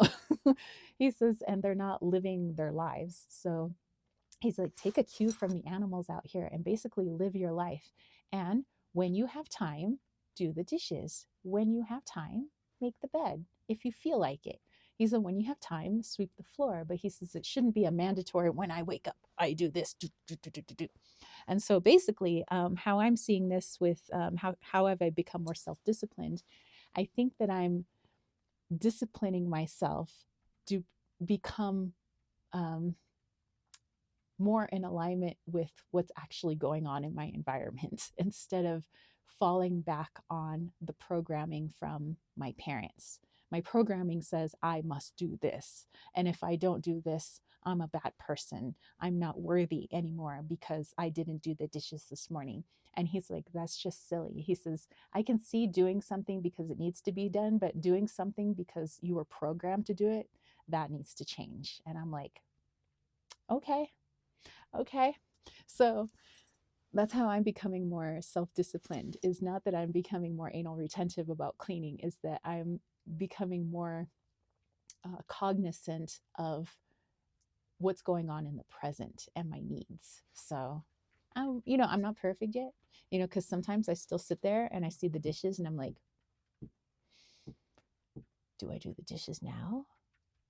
And am I doing it because I'm programmed right now, or do I have time right now? I'm like, and then I'm like, okay, um, I'll go do something. And then it's like, okay, if I have, I'm trying to do that. If I have time, I will do it. Like, and yeah, it is difficult programming to break, but I'm trying to also do the inner work as well, which is, Lisa was talking about inner work earlier and introspection.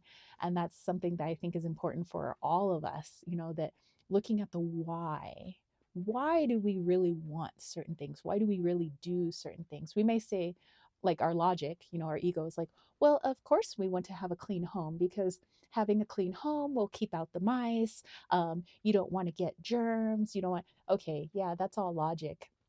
But if you clean when you have time, then wouldn't you still be keeping out the mice? Wouldn't you still be keeping it germ free? It's just a different time of day, you know? And it's not like I'm gonna give up my whole day to do this. Like I just do it when I have time, and that's also being kind to your energy, your mental health, your emotional health, your physical health, and then finding out where that really comes from. And for me, my brain would like me to think that I'm just doing it because that's what people do, when really it's my mom's programming. So that's not just what people do. That's what my mom does.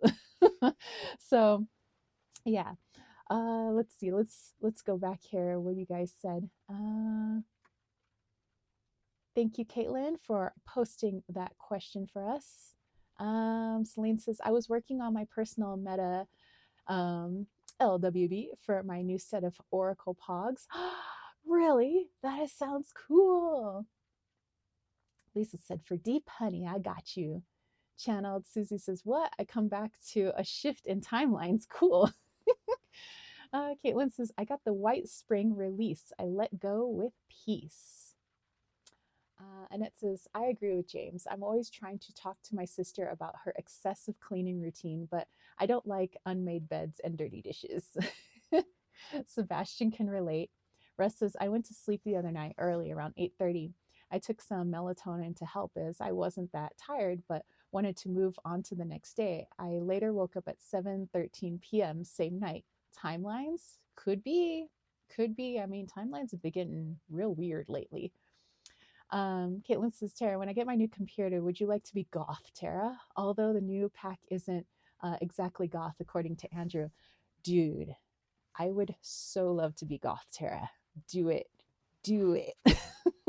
I want to see. Lisa says, my home is full of guitars and sawdust. I love it. It means you are in your creative element, Lisa. Susie says, Lisa, I've been hearing the Beatles today. And John says, does this mean we all shifted or that you shifted into our timeline? I'm not really sure how that works. Like, I don't know if we all like went together or if I don't know actually. Maybe that's something actually we should channel like in the future for videos. Like what happens like with timelines? Like does the whole collective shift a timeline, or is it individuals like on various timelines, but because timelines are like an onion, everything's on top of each other, that we still interact but we're on different timelines? I don't know. Like that would be interesting to channel. So yeah, thanks for bringing that up, John. Andrew says, I would call that Sims goth pack a mixed bag, to be honest. But sometimes we know when we've shifted timelines here because there will be homes that kind of pop out of nowhere that we've never seen before that look like they've been here for years. So it's not like a newly built home, because we're very rural out here. And so it's like pretty easy to know which homes are here and which homes are not because there's not that many people here. But it's like to have a home like blatantly obvious in a place that you always look just so happen to be there now, you're like, wait, what? Or like houses all of a sudden seem like they're right next door when they seem to be a mile away before, and you're like, wait, what? And we're like, did we shift timelines? And then the next day it seems like the home is back to being a mile away, and we're like, what is happening? um let's see. John says, I think it's both. Yeah, could be. Kaylin says, yeah, you said more heavy metal than goth, Andrew. And Lisa saying, Russ, I'm in England, in the UK. All right. Okay, let's go to question number 8. We have 3 more questions, you guys. Question number 8. Who am I drawing toward me? Who am I drawing toward me? Let's see. Who am I drawing toward me? Ooh, I have the Ace of Pentacles here. Let's see, who is this? Who am I drawing toward me?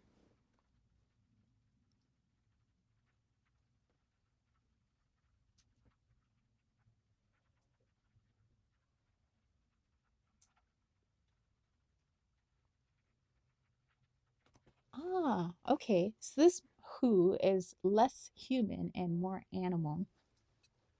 And what I feel like is that there are more animals coming into my sphere, as they have been since we've been up here, that are looking to like create a relationship where like we work with each other. Like they're not just here for messages, but they would like me to work with them too, like to help them, like help us will help you, you know, type energy, which is kind of what we learned about the animals up here. Is the animals here of all different species like to work with each other. So, like the rats up here in their little rat huts, they have room for the rabbits that live up here. They have room for the squirrels, other rodent type creatures, you know, that live here. They also work side by side with the birds. Um, the coyotes also work alongside the other animals. What we've noticed is like, because I see coyote scat like all over the place, and all they do is eat berries, it seems, because I don't see any fur or anything in their poo. Yeah, that's right. I am. I do look at the poo of the animals around here because I'm trying to look at the health of the animals. Like, I'm always like, I feel like I'm a caretaker of the forest. So I want to see if there's anything wrong. I want to catch that before anything, goes haywire here. So I look at the health of the trees. I look at the health of the soil. I look at the health of the animals. And since sometimes like I can't see a deer up close, I'll look at its poo. Like, does it look healthy or does it look like something's off? With the coyotes, it looks like that they're mostly vegetarian around here, which, you know, wouldn't make sense logically, because they have like canine teeth, they are canines basically. And you'd think that they would be eating like the squirrels and the rabbits and things like that, but it seems like that everything here works together. So it's like this place, or maybe this is the way it always is, but we're just taught differently in school. Like, our beliefs are being challenged so much. Like, what we were taught is that coyotes would eat anything, any meat that they can get their hands on, they're going to eat it.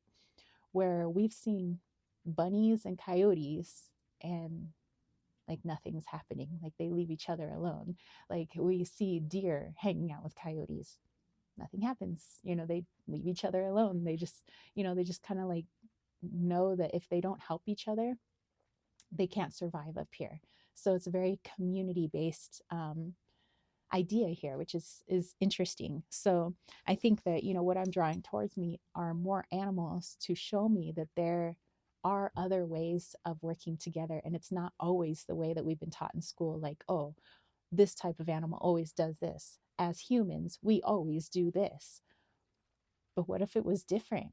And what if it could work? Because I see it working. I see it here all the time. So, yeah, I think that that's amazing. I welcome more animals to help me out, and for me to help them out. I mean, we try to leave our food scraps around, because especially in winter, we know that it's harder for them to find food. There's less fruit and things like that on the trees, less berries. So we leave bird seed out for all the birds. We buy a huge like 25-pound bag of like wild bird seed from Cal Ranch out here. So we'll leave out bird seed. We let our well like pump water through a little man-made creek that we've done for all the birds and animals so that they always have drinking water, especially in the summertime. We leave our food scraps out, for some of the bigger animals and things like that, so that everybody's just kind of well fed. We try our best. Let's see. Let's go back here. Missed some of your messages. Russ says, Lisa, I wanted to see your guitars. All right, and then Caitlin posted our question. Thank you. She got lilac, strengthen your faith. And then Susie put Liesel's YouTube channel, so you guys can go check out Liesel's cigar box guitar. Susie says, Russ, here is Liesel's channel. Liesel reminding Caitlin, but also all of us to go inwards. I'm definitely going to do a shadow work meditation later today because I've had some family stuff come up. So time for some shadow work. Gotta go inwards before I start unconsciously doing things in my daily life. Susie says the golden age at Tara's. Hashtag burning sage. That's right. James and I one day want to create a retreat here. So we're slowly getting things all set up so that one day, maybe one little teepee at a time or a yurt or whatever it is that we build, you guys will be able to come up here and we'll do some healing up here. We want to have lots of fun activities for you guys too, but basically the main focus is healing, coming out kind of away from everything. So you could just focus on healing, focus on going inwards, basically allowing the forest here to help you. Um, Lisa was saying that she's been channeling this for Caitlin from her matriarchs. That's awesome. Russ is terrible. You start a commune for us, please. Hey, like I said, we'll have hashtag burning sage here someday. I mean, maybe that's what we'll call it, is burning sage. But we've already kind of been looking into like where we might have like places for people to stay, because we do want to have a retreat up here and we do want to have like the fun activities, like maybe we'll have archery, because that's what we do. I have like a traditional bow and I like to play Robin Hood. Maybe we can have like little plastic dagger fights, but at the same time, we'll do some meditation, we'll do some shadow work, helping people understanding like how to read the forest, how to read nature, how to read your own nature yourself, how to listen to the higher self, how to know when it's the ego, when it is the higher self, whatever area or place you are in your healing journey, we want to be able to help with that. Let's see. Caitlin says it's not a cult. Well, I understand what Russ is trying to say. I don't think he's trying to say cult. I think he's trying to say like retreat, like I was talking about. And just says, okay, need to get ready to get to work. Library Sunday shift. Thanks for the messages and nice time.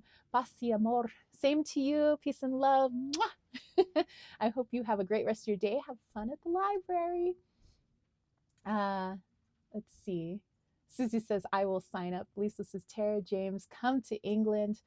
Oh, we'd love to. I mean, that's where, James's father's side of the family, they are, let's see.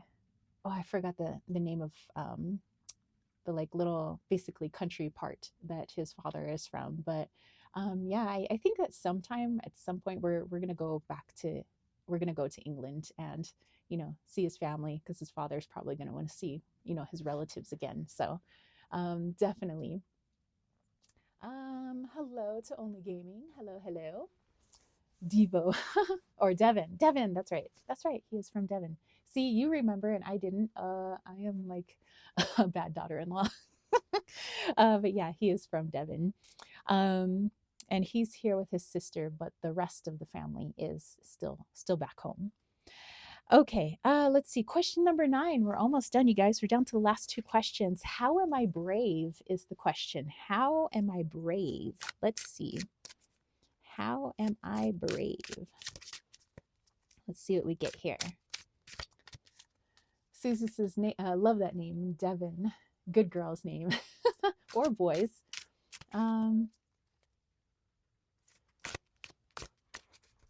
Only Game is saying, I saw your description. How do you know about Namaste? Well, my life has taken many a twist and turn, and many an inward journey, I would say. And I just kind of share messages from the higher self, share what I know. I by no means think that I know everything. I by no means think that I am like any sort of like guru or anything. I believe that everybody has intuition, everybody has, you know, a higher self that they can connect to, and that's all that we kind of share here. Is everybody's just sharing their messages, they're just, you know, speaking from the heart. And I think this is a wonderful place for people to do that, um, and also to go inwards. um, yes. I do have quite a few Indian friends. um, they used to oh, website. I'm trying to think of the word because I haven't seen them in a while. I moved away from San Diego like a couple years ago, no, 3 years ago now. And I used to go to like the meetings for like Amma, and so we used to like do prayer together. We'd sing together, and then of course we'd all have like good food together. But I was kind of like deeply hanging out with my friends, we'll just say, for quite some time. And they always said that they liked my name because my name meant star, in certain dialects. So okay, so let's see, how am I brave? How am I brave? And by the way, I don't say the word namaste lightly. Like I know that it has like deep significance. So oh, oh, we got the death card. All right, some mega transformations. I like it. I like it. But how am I brave? Let's see. All right, let me go back and see what you guys said first. Susie said, Lisa, it was on my list for a girl, but we chose Cameron for a boy or a girl. Ah, very nice. Um, Caitlin says, the OMG, the Red Spring came up again, as well as lemon. Access innovative thinking. Um, Only Gaming says, one more friend from India now. Excellent. Russ says, I have Amish friends. One is a really good healer. Very cool. Janine says, Warrior 2, Two of Wands seems a bit contradictory, as I also got the card for the question, in what area of life do I need to exhibit more confidence? Only Gaiman said, just curious. Hey, you know, we always welcome curiosity, questions. I think that you'll find everybody here. They are wonderful people. Everybody comes from a different part of the world. They have different perspectives, different ways of looking at the world, of looking at their own higher self. And I welcome all perspectives. Not everybody here agrees on everything. And that's an awesome thing, because we, like I said, we're all unique souls, although we are all one. And I think that it's good to challenge, you know, beliefs, and that's what we come here to do, is challenge each other, but also with love, you know.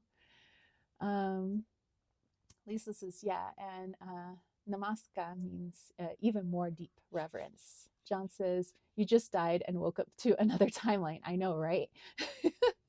Janine said, weird. I'm getting a strong smell of dog food. No pets here and no windows open.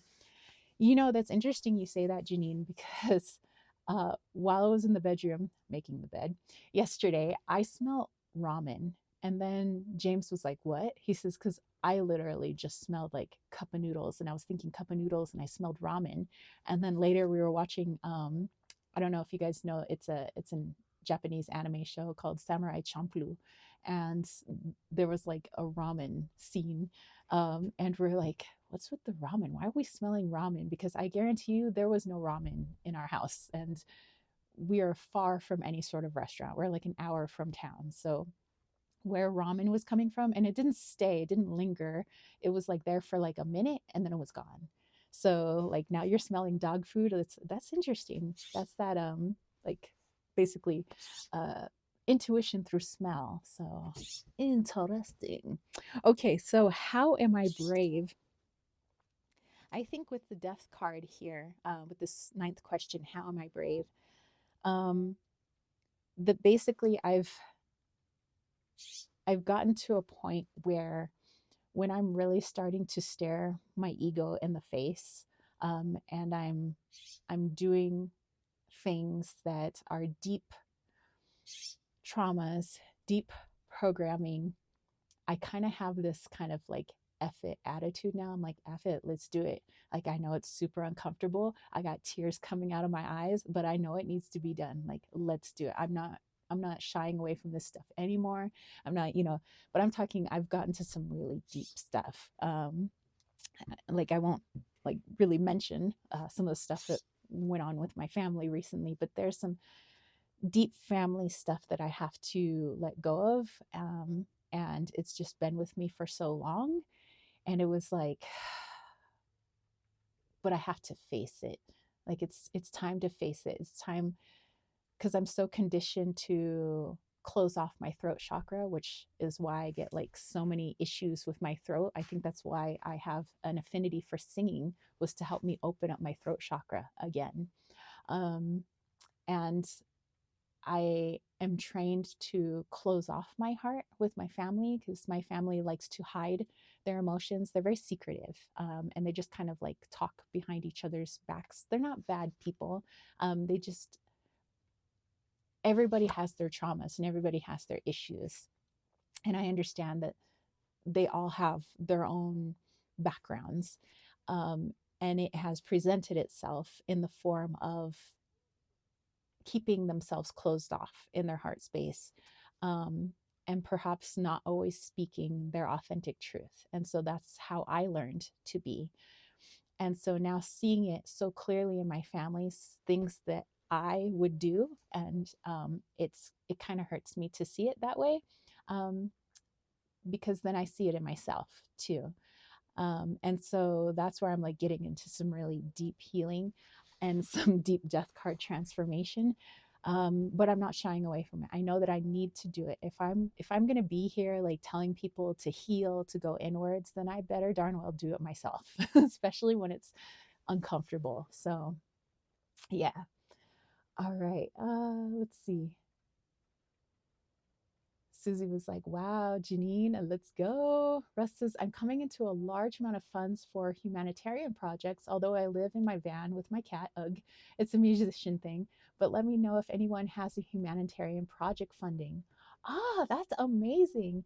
Actually, one of James's cousins, he lives in his van and he's an artist. So he, offers his art like to galleries and things like that. Sometimes he does put on like a gallery, but yeah, he wanted to kind of live the van life to try to like get inspiration for his art. So we totally dig it. I mean, we're out here on a homestead, so for our inspiration, our healing. So heck yeah, the van life. That's amazing. Lisa says, I need to go smoke a burn, drink a beer, and play some guitars. Until next time, peeps, stay blessed. Same to you, Lisa. Love you, girl. I hope you have a fabulous rest of your Sunday. Russ says, I meant let me know if anyone has a humanitarian project they need funding for. All right. Excellent. Okay. All right, last question, you guys. Final question. In what area of life do I need to calm down? All right. And those of you that were just joining us, we are doing a spread for Leo because we have the full moon in Leo coming up later this week. So these questions are based on the qualities of Leo, and we are into our final question. If you want to scroll back into the chat and find out what the questions were, you'll see that Aurora Starcy, that's one of my moderators, she has put the questions in all caps for you guys. All right. So in what area of life do I need to calm down? Whoa. That card just popped out. All right. I get you. All right. Let's put this here. Okay. Let's see. I got the King of Swords. I guess maybe I need to so like I said, it's a work in progress, getting myself out of my ego sometimes and into my higher self, trying to be more on a daily basis in my higher self. But I think this more speaks to me being in the present moment, because my mind, maybe it's a little Gemini thing, but my mind is all over the place all the time. So I'm like thinking of this and that, and oh, what if we did this, and oh, what if Monday we go to town and we could go do this, or this reminds me of something I did back in 1996, or oh, I remember being a freshman in high school and I did da da da da da. And James is like, do you realize that oftentimes when you speak, you're either talking about things that happened yesterday or 20 years ago, or you're talking about things that happen in the present or in the future. And he's like, come back to the present. This is where we are. You have a life that is living right now. He's like, it's okay to reminisce sometimes, but he says like, you do it all day, every day. And I'm like, true. So I understand this one. This whole King of Swords here is, I need to calm down and come back to the present, like more often. And I've been trying to do that. I actually have this ring that I got, this like cool silver ring that was made by, what's her name? Sarah Wilder. And her company is just called Wilder. But every once in a while, she has like a little pop up like business that she does, and she does um, like she crafts her own jewelry. So she does the designs herself. She sends them off to her friends in Indonesia. She goes over to Indonesia. She lives in Australia. And she goes there, she oversees, she kind of helps along with making the designs, making the rings and the pendants. She has some um, like healing videos that go along with the jewelry that she makes. So it's not just jewelry for like, oh, looking pretty, but it's meant to represent something. So the ring that I have here was called the altar. And basically it has all aspects of my practice, working with all the elements, because I like to work in nature. I consider myself like a little green witch. So um, when I feel like my mind is all over the place, all I have to do is like remember the ring on my finger, and it's like, come back to fire, come back to air, come back to earth, come back to water. Okay, I'm present again. It's like just a little grounding. So I know you don't need jewelry for that. For me, that's just my own like tangible thing to get my ego to like, be quiet so I could do my thing. But yeah, so I understand. I understand that King of Swords there. Calm down, come back to the present. Let's see. So thank you, Caitlin, for putting that question there for us. Russ told Liesl to rock on. Andrew says, I can understand the musician thing. I'm more into songwriting and recording, but made some questionable choices to support that. Susie's like, I feel you. I have a hard time quieting my mind. And then Caitlin said, wow, I got the white spring again, as well as silver. Be persistent. Ooh, silver. I like it. Silver. Caitlin said, Andrew, you're a great musician. Susie says, I actually feel like I got mowed over by a truck today, but I'm not sick. Self-care this afternoon. Exactly. Your body's trying to tell you something. Caitlin said, red and white are important colors for me, I think. And Susie says, my mind never quits. Sigh. So yeah, I do super chats. Actually, we have finished our spread. Actually, we finished our little full moon in wasn't a little spread, it was 10 questions, but we finished our spread for the Leo full moon that we had going on. So I now have time for super chats and super stickers. Afterwards, we'll do our channeled guided meditation, and then we'll call it a Sunday. All right. Susan said that was wonderful. Well, you're very welcome. Glad you dug it. Let's go ahead and grab my Star Power Tarot, which is my soul deck. So if anybody would like to do super chats or super stickers, now would be the time. Otherwise, we'll just go on into our meditation, which is fabulous too. But I do want to say thank you to everybody who in the past has gotten super chats and super stickers from me. I greatly appreciate it. Everything that I do here on YouTube or through my readings, through my channelings, on my website, is basically that this is my living. This is how I put a roof over my head and food in my belly, but also the money going towards hopefully one day having a healing retreat here.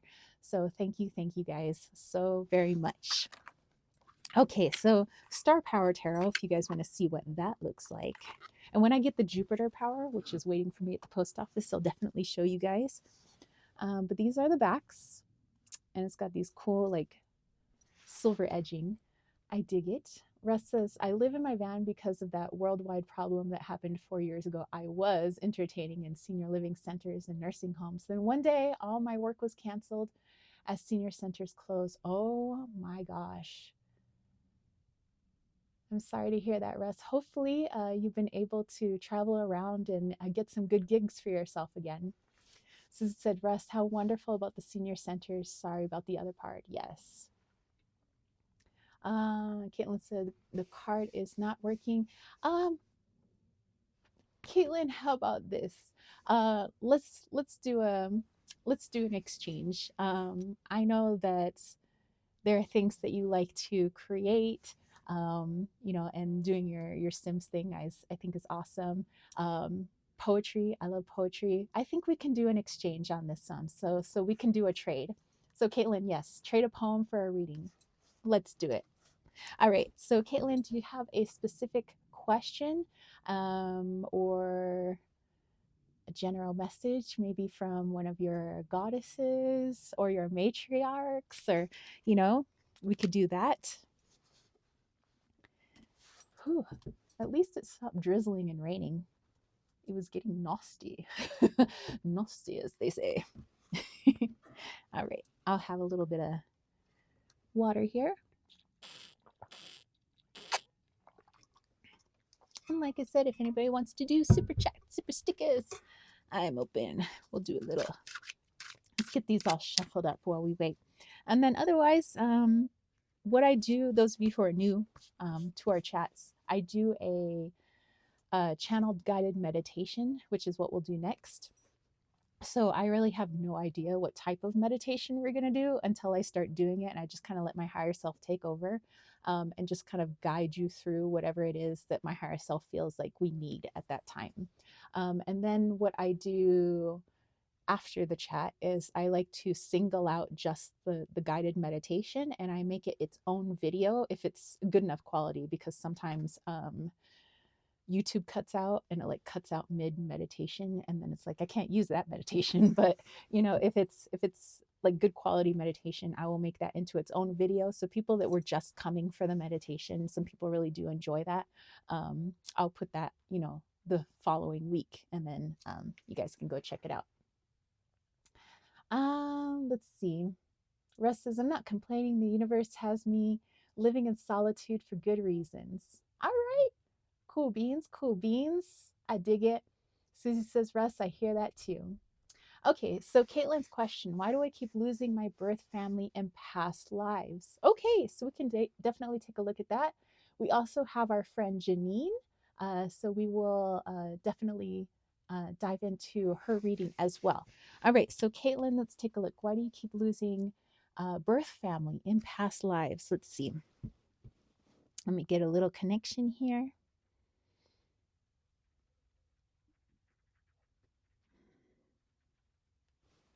Okay. Why does Caitlin keep losing birth family in past lives? Okay. We have the Five of Wands. It's a very interesting image there. It's like the self poking through the self, like the higher self, blasting through that physical form. Let's dive into it.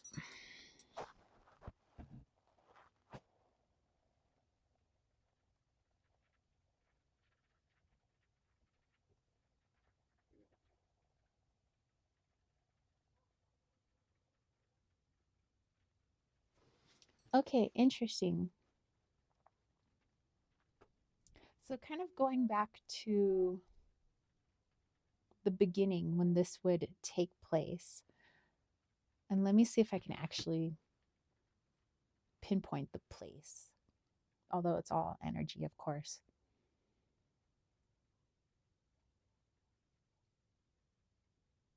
I can't say for sure the place. All I see is like blue everywhere. And it was this agreement with, I guess, what could be considered your parents in this like blue place, that you wanted to be this like explorer. You wanted to understand the universe, the world, kind of on your own. And so the parents of this time had said that, well, they didn't die really. It was more like a letting you go. Like you wanted to leave home very early, like early, like I'm talking little child, but not really as we see children, because I don't think this is Earth. This is like not human form. And it was not wanting to be programmed. I don't want like the restrictions of a quote unquote normal upbringing. I want to be able to experience everything. I want to experience the light and the dark. I want to experience the highs and the lows. I want to experience all aspects that the universe has to offer, as if I had been born from, a clamshell, basically, that I just kind of came to be. Um, so, in all these various past lives, it came to be this repeating cycle of these parents leaving you, usually at young ages, not as a punishment for you, not as some sort of karmic cycle, but as a way for you to be able to understand the world on your own, but yet not on your own.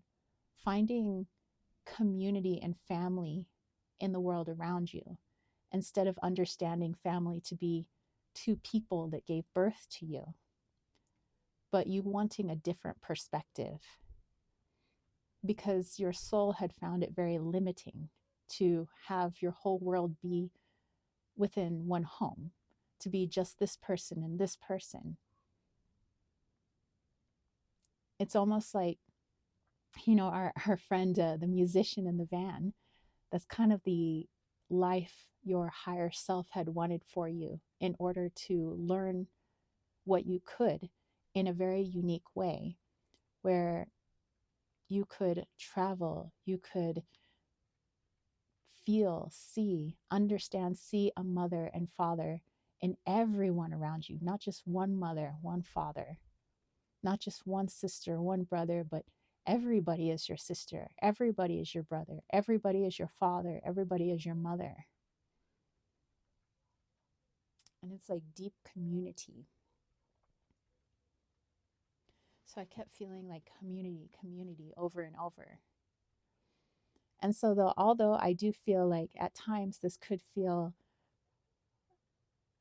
almost as if it was punishment or lonely, but that's not how your higher self sees it. Like your higher self sees it as, is the world is my family, Gaia is my family. Or maybe you have another lifetime on a different planet or in a different universe, but you start to understand that dimension or that world as being your family because it's you. So you basically wanted to broaden your perspective instead of limit your perspective. So you were on the path for mega soul growth.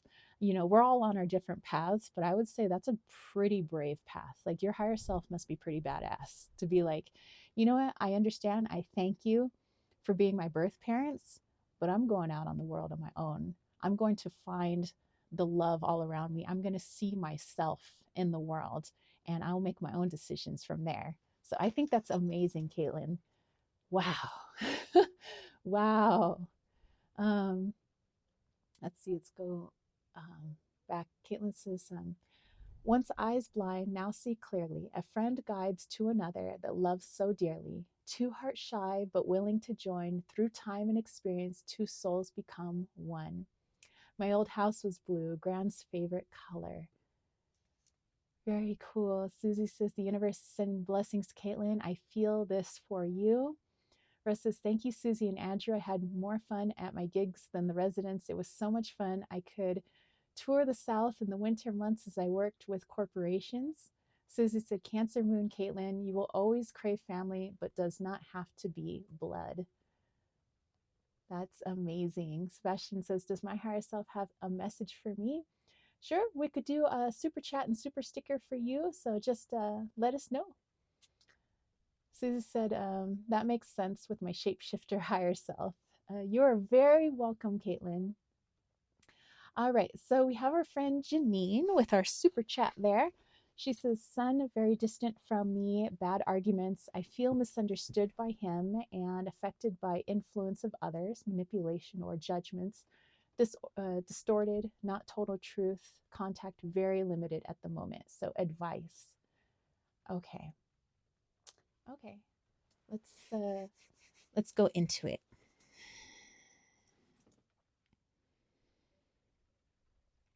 So advice for Janine and her son has become very distant. There's many non-truths, misdirection. What can she do? Okay. Let's take a look. And Janine, by the way, I'm very sorry to hear that. Seems like a lot of family stuff coming up lately for the collective. Let's see.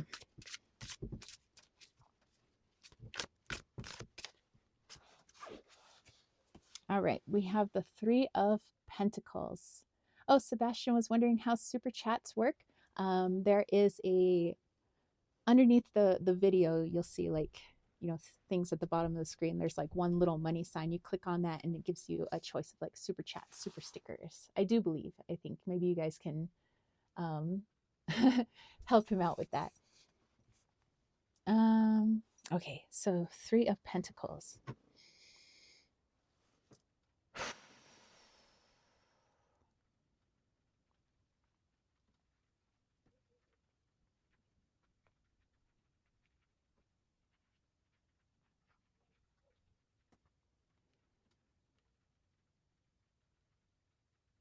Okay. So Janine, what it's showing as what's going on at this time is more, I would say, soul growth for the both of you at this time. And although I know it definitely wouldn't feel good as a parent to clearly see that there's manipulation going on, to feel the distance between your child, but there is a lesson in there, a reason in there. And for you, the energy is, although as a parent, you want to protect your child, you want to be able to give them correct information, you want to be able to show your child the way. And it doesn't matter how old your child gets. If your child grows to be like 80 years old and you're 100 years old, it doesn't matter. You would still look out for their best interest. You would still want to help them. You would still want to be close to them. But sometimes there are things that the child needs to learn on their own and that they can't, or they just won't learn from their parents. As we were looking into Caitlin's past life or past lives, there are things that she wanted to learn on her own away from parents, and that showed up in various different ways in her life. In this current life, your son has to learn to listen to his own intuition and his own guidance system. At the moment, he is looking outside of himself for answers. He is looking to friends. He's looking to these other people to help tell him what the truth is. And eventually, when you are living your life according to other people's truths, whether it's actually true or not, the soul will start to feel that inauthenticity. They'll start to feel that something is up. And this is actually a kind of wake up call for your son to get more in touch with his heart space and what's going on in his own intuition. It's very hard for someone to wake up to their intuition if somebody is always taking care of them. Although well-meaning, I know that you have the best at heart and the best interest, for your son. But there are some things that he has to learn on his own, and deception is one of them. Learning to listen to his own inner guidance system is one of them. And so if at the moment he is distant, that's what his soul is wanting for him. And I know that it's very difficult for you to see what's going on because it's very clear for you. It's clear as day because you're in a space where you have already learned to listen to your own intuition. But it's time for your son to be able to do and know what you know. And he's going to have to learn that on his own. And then for you, being able to trust in his higher self, being able to trust your son that eventually he will wake up. He will wake up to what is going on because he will wake up to his own soul and his own heart space. And so I know that's a difficult thing to do and a difficult thing to ask, but that's what his higher self is asking of you, is to continue being a mother, continue trying your best, but also to understand at some level, I have to trust that he is going to find the path that is right for him. He is going to find his own internal guidance system away from all of these people and all of their words and all of the external, that he is going to do it because I trust in him. You know, you've raised him up to a certain point and now he's got to learn for himself. So for you, it's a lesson in trust and in letting go. Not letting go for like physically letting go, but learning to let go and allow others to learn on their own. And for him, his lesson will be learning to trust what's on the inside more than what he hears on the outside. And it may take a while, but what I'm getting from his higher self is that eventually he's going to wake up to that. And from that, I do feel like your relationship will come back together and will become close again at some point. But at this point in his journey, he needs that distance because he needs to wake up. Okay. All right. Okay. Let's see. Let's go back here. Janine said, he is 18. I worry about him. If he was happy and just a transition getting older and he lives at his dad's, but it's all the upset me and feeling, and I'm feeling like the bad guy that I struggle with him. Yeah, it's, you know, especially him being at that transitional age, you know, he is discovering himself. And I think, you know, of course, you know, there is that feeling like you're going to feel like the bad guy. But at some point, your son's going to realize once he matures in his, not his physical age, but when he matures in more of his spirituality, like understanding himself, going inwards, he will realize that what you were doing out of love and not out of any form of control or anything like that. And so, like I said, don't stop being a mom. Like, still continue doing what you're doing, still continue to be you. But I feel like at this point in his life, it's a very pivotal point where he's going to have to learn to go inwards. You know, that adults and all these people around him may not have his best interest at heart. They're only speaking from their own experiences. They're only speaking from their own perspectives. And eventually he will learn that someday.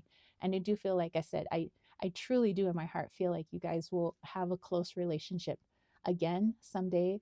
But right now, his soul is yearning to grow just as much as his physical self is learning to be an adult and learning to grow.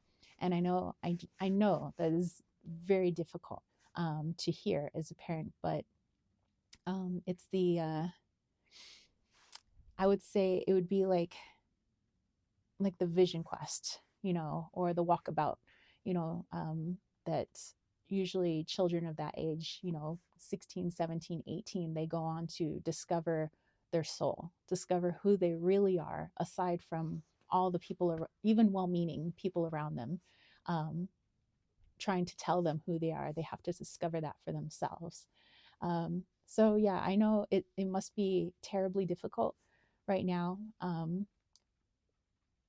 But I think your son's got a pretty good head on his shoulders, and eventually he's going to wake up to that stuff, and really start listening to himself.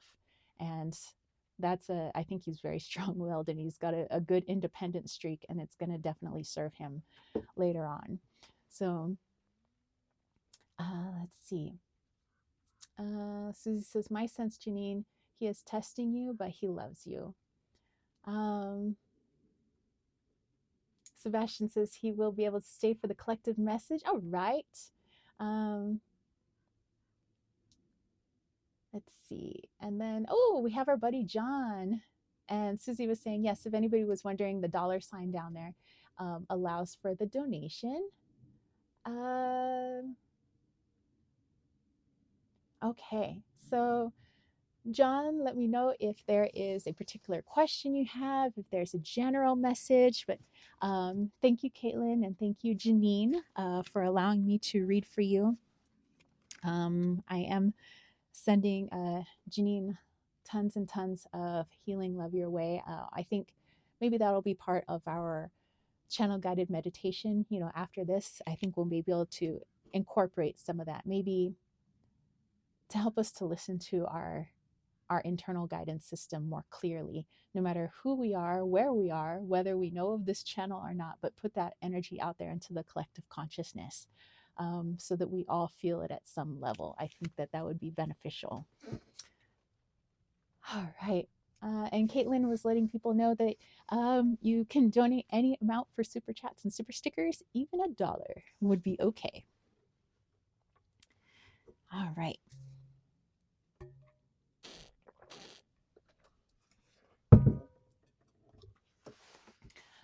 All right. So yes, John, let me know if you would like a general message, if you have a particular question in mind. And then it looks like, I guess, after John, we will do our channel guided meditation. But like I said, maybe this meditation will be more geared towards what Janine was talking about with her son. So that we learn to trust more fully that internal guidance system, to be able to feel that internal guidance system, aka our soul, aka our heart, our higher self. And again, just putting that out into the collective consciousness. All right, so John said, higher self, I'm at a transition. I can feel it. I know I need to be okay with the mystery, but I feel like the emotion is blinding me. Okay, all right, I gotcha. Let's see.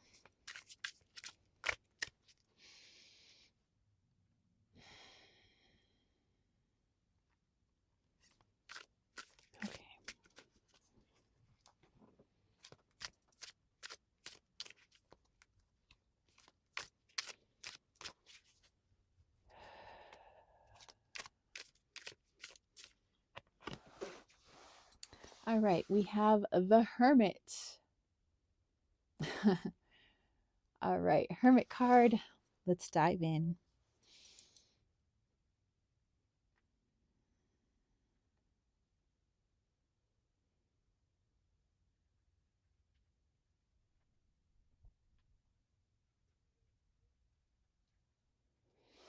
Okay, so one thing your higher self is saying is that your ego craves action, that you're a very action oriented person. You like to physically take steps towards things to know that you're actually doing something. That perhaps it's, you know, something about our programming in society that, you know, if we're just sitting, you know, and, you know, maybe even just meditating or watching the world go by, that somehow that's a form of inaction, that that's a form of laziness or procrastination, that we must be physically doing something all the time, which is probably why so many of us get sick, is because the body is like, what are you doing? You can't move around, you know, 24/7. At some time you got to take a break. So, you know, at times we get ill.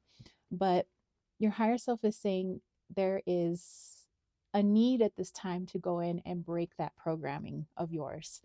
So to go inwards and find out who or what or when your program that's just waiting for something, or just focusing on your own healing, or just meditating, or just observing nature as somehow a form of inaction.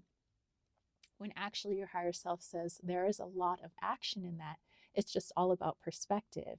In the 3D perspective, sitting and watching nature is unacceptable, that there's nothing going on. But, as we've heard in the book, The Peaceful Warrior, there is never nothing going on. When we observe the birds, we're learning, we're trying to understand how their higher selves work, in what energy do they work, in what dimension do these birds work. You're learning, even though it appears in the 3D world that you're just sitting. And so at this time with this hermit card, that there is a lot that you could be doing that doesn't necessarily look like the physical action that would appease your ego. So instead, you can thank your ego, say, thank you, ego, for making me feel kind of restless and kind of emotional and anxious about like what's to happen, what's coming next, because you're in a future sense, right? The ego wants to be in the past or in the future, but the ego has a hard time being here in the present. And so you could say, ego, I thank you for bringing up these emotions of maybe worry or anxiety or wanting to be in the future. Okay, I thank you. I hear you. Let's find out where that's actually coming from. And in doing that, you're taking action. And that actually helps to, I would say, appease the ego a little bit, because the ego's like, oh, okay, you're listening to me. Okay, hey, thanks, because that's all I wanted. That's why I was bringing up all these emotions for you. That's why I was getting you like so worried about the future, like what this transition is because I wanted you to listen to me. I wanted you to know that there's something in need of having a look at, something in need of healing, some programming that needs to be unprogrammed to best fit your current situation and your current journey, because it's not serving you at this point.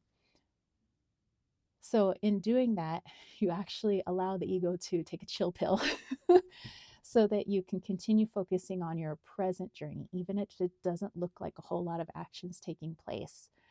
So, this transition that you're in for the time being is more of an inwards journey. It is more of an understanding of where your programming is coming from, where certain ways of doing things or believing or worries, like where these things are all coming from, so that by the time you're ready for the phase that you're ready to transition into, um, you'll be more open, accepting, and ready for that. But it's a little hard for the next step to appear to itself if you're constantly like worried about what's next. Like, I should be doing something, I got to be doing something. But the higher self's like, you are doing something, it just doesn't look like what your ego thinks it should look like, because it's not like physical things. So let's see. John says, I love that you mirror my guidance so consistently. Thank you. You're very welcome. So yeah, I feel like you're already doing what you should be doing. You're asking lots of questions. You're questioning your world. You're questioning why you do things. You're questioning the universe. You're questioning information that you hear from me, from other people. You're questioning your own information. This is great. This is the form of the hermit card. It is the going inwards and seeing, why do I believe this? Where is this conditioning coming from? Where is this worry coming from? And it is an act of self-love and self-care, because you're honoring what your ego is saying. You're saying, thank you. Like, thank you for letting me know that there was something, I'm giving you the attention that you need. And that's all the ego wants, really. It just wants to be heard. Your emotions want to be heard. So it's not a denial of the ego. It's not a denial of the emotion, but just figuring out what it's trying to say, so that you feel more at peace as move into the next phase. All right. Let's see. Let's go back here.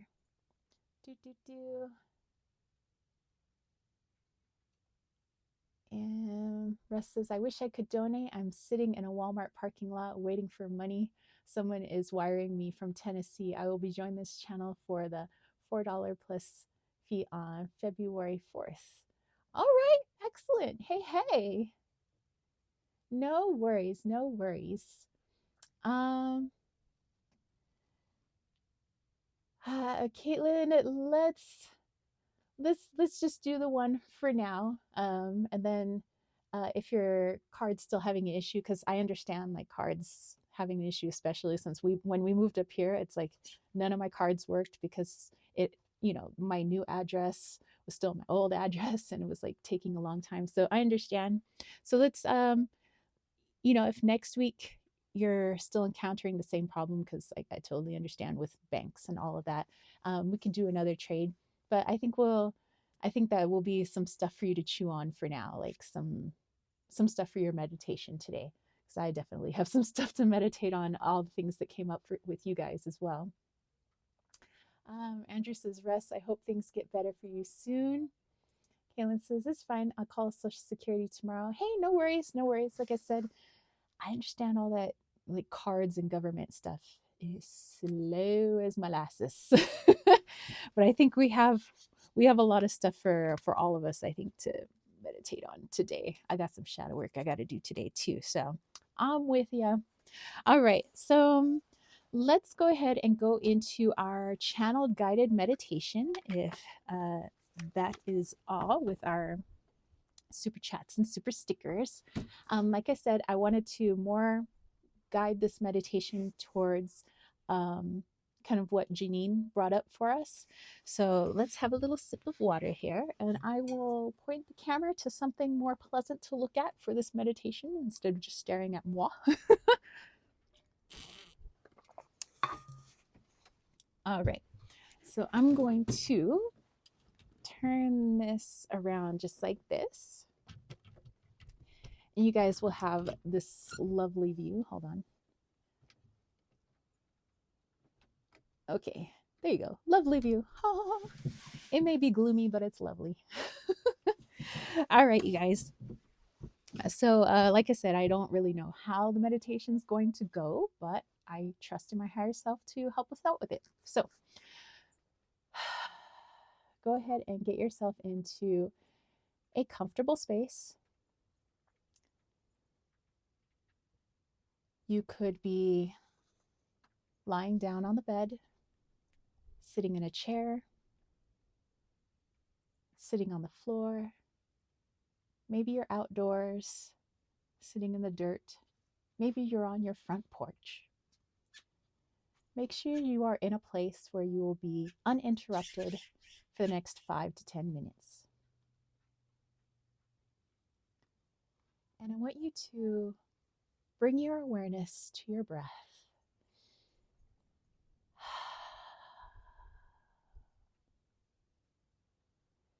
If you want, go ahead and place one hand on your belly and the other hand over your heart. And just as the wind comes in, I want you to feel the air coming into your body, breathing in. Feel it filling your lungs, your limbs, all through your circulatory system, every cell, every fiber, every muscle, every organ. Let that breath fill your body.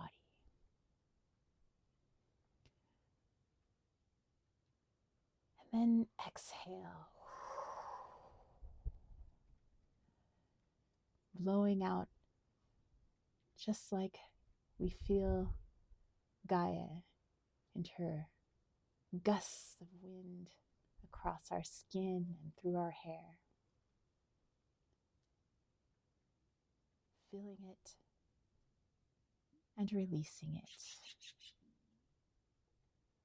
Feel that stomach going in as you exhale every single bit of air. And then we breathe back in, ebbing and flowing like the wind and the trees, like the ocean at the beach, ebb and flow. The waxing and waning of the moon.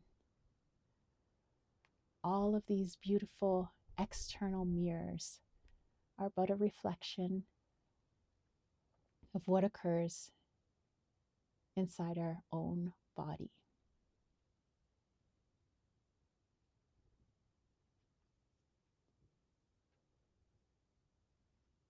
as you continue breathing, I want you to imagine that you are sitting on the earth, whether it be grass, sand, dirt, soil, rocks. I want you to imagine a beautiful, peaceful place. What do you find beautiful? What do you find peaceful? What colors do you see? What does the air smell like? What does it feel like? Try to imagine this place that you are sitting in as much detail as possible.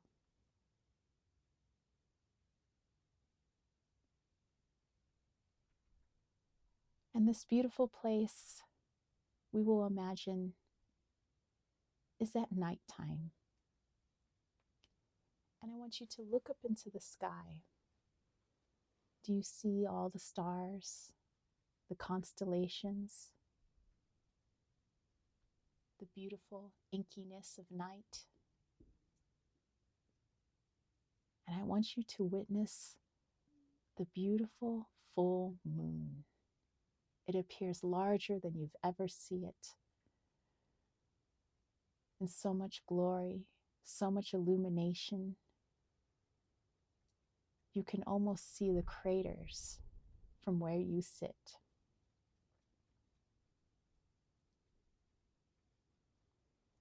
And I want you to connect yourself to this moon, for this moon is representative of your intuition.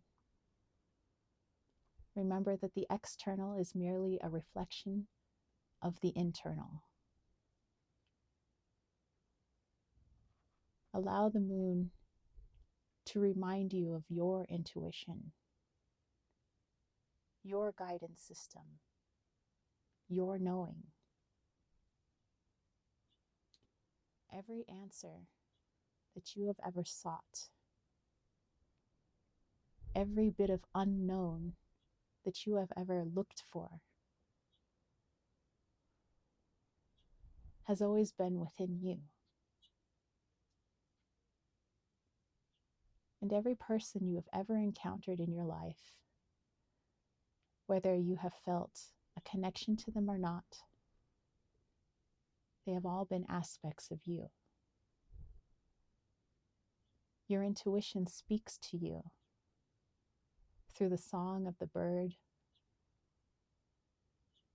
through the passerby that bumps into you on the way to work.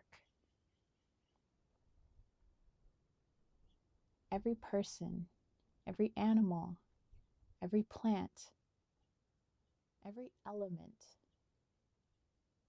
is a reminder of your intuition forever speaking to you, forever sending you messages to the questions you have yet to come up with. The answers are always all around us because they are within us.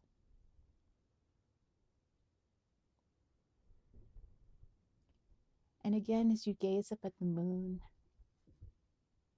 and you look at its beauty, you are looking at the beauty of your own intuition.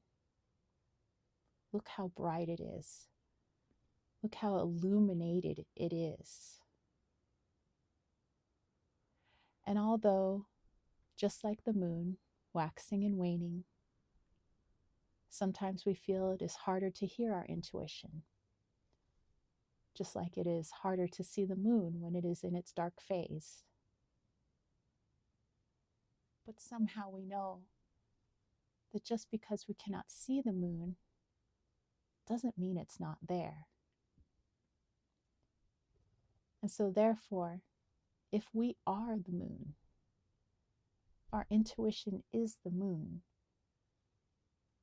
Just because I feel it strongly sometimes and sometimes I don't feel it at all, doesn't mean that it's not there. It's perhaps more subtle. So this must mean we must become more still, more grounded, more patient, so that we could listen to that guidance system.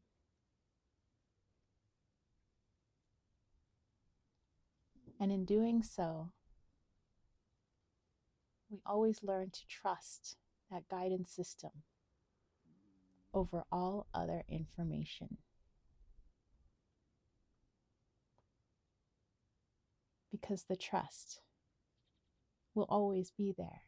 Whether we see the moon or not, our intuition is always there, right inside of us. Like a big, beautiful moon.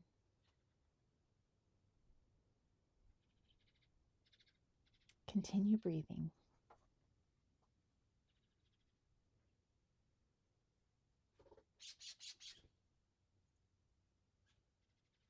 And if you wish to communicate something with the moon, your intuition at this time, you may. And know that any question that you have moving forward, the answer will always be around you and within you.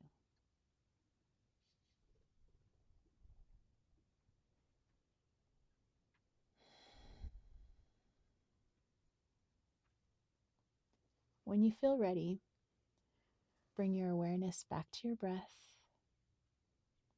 feeling the rise and fall of your chest, the exhale of air through your stomach, your diaphragm, your lungs, your throat.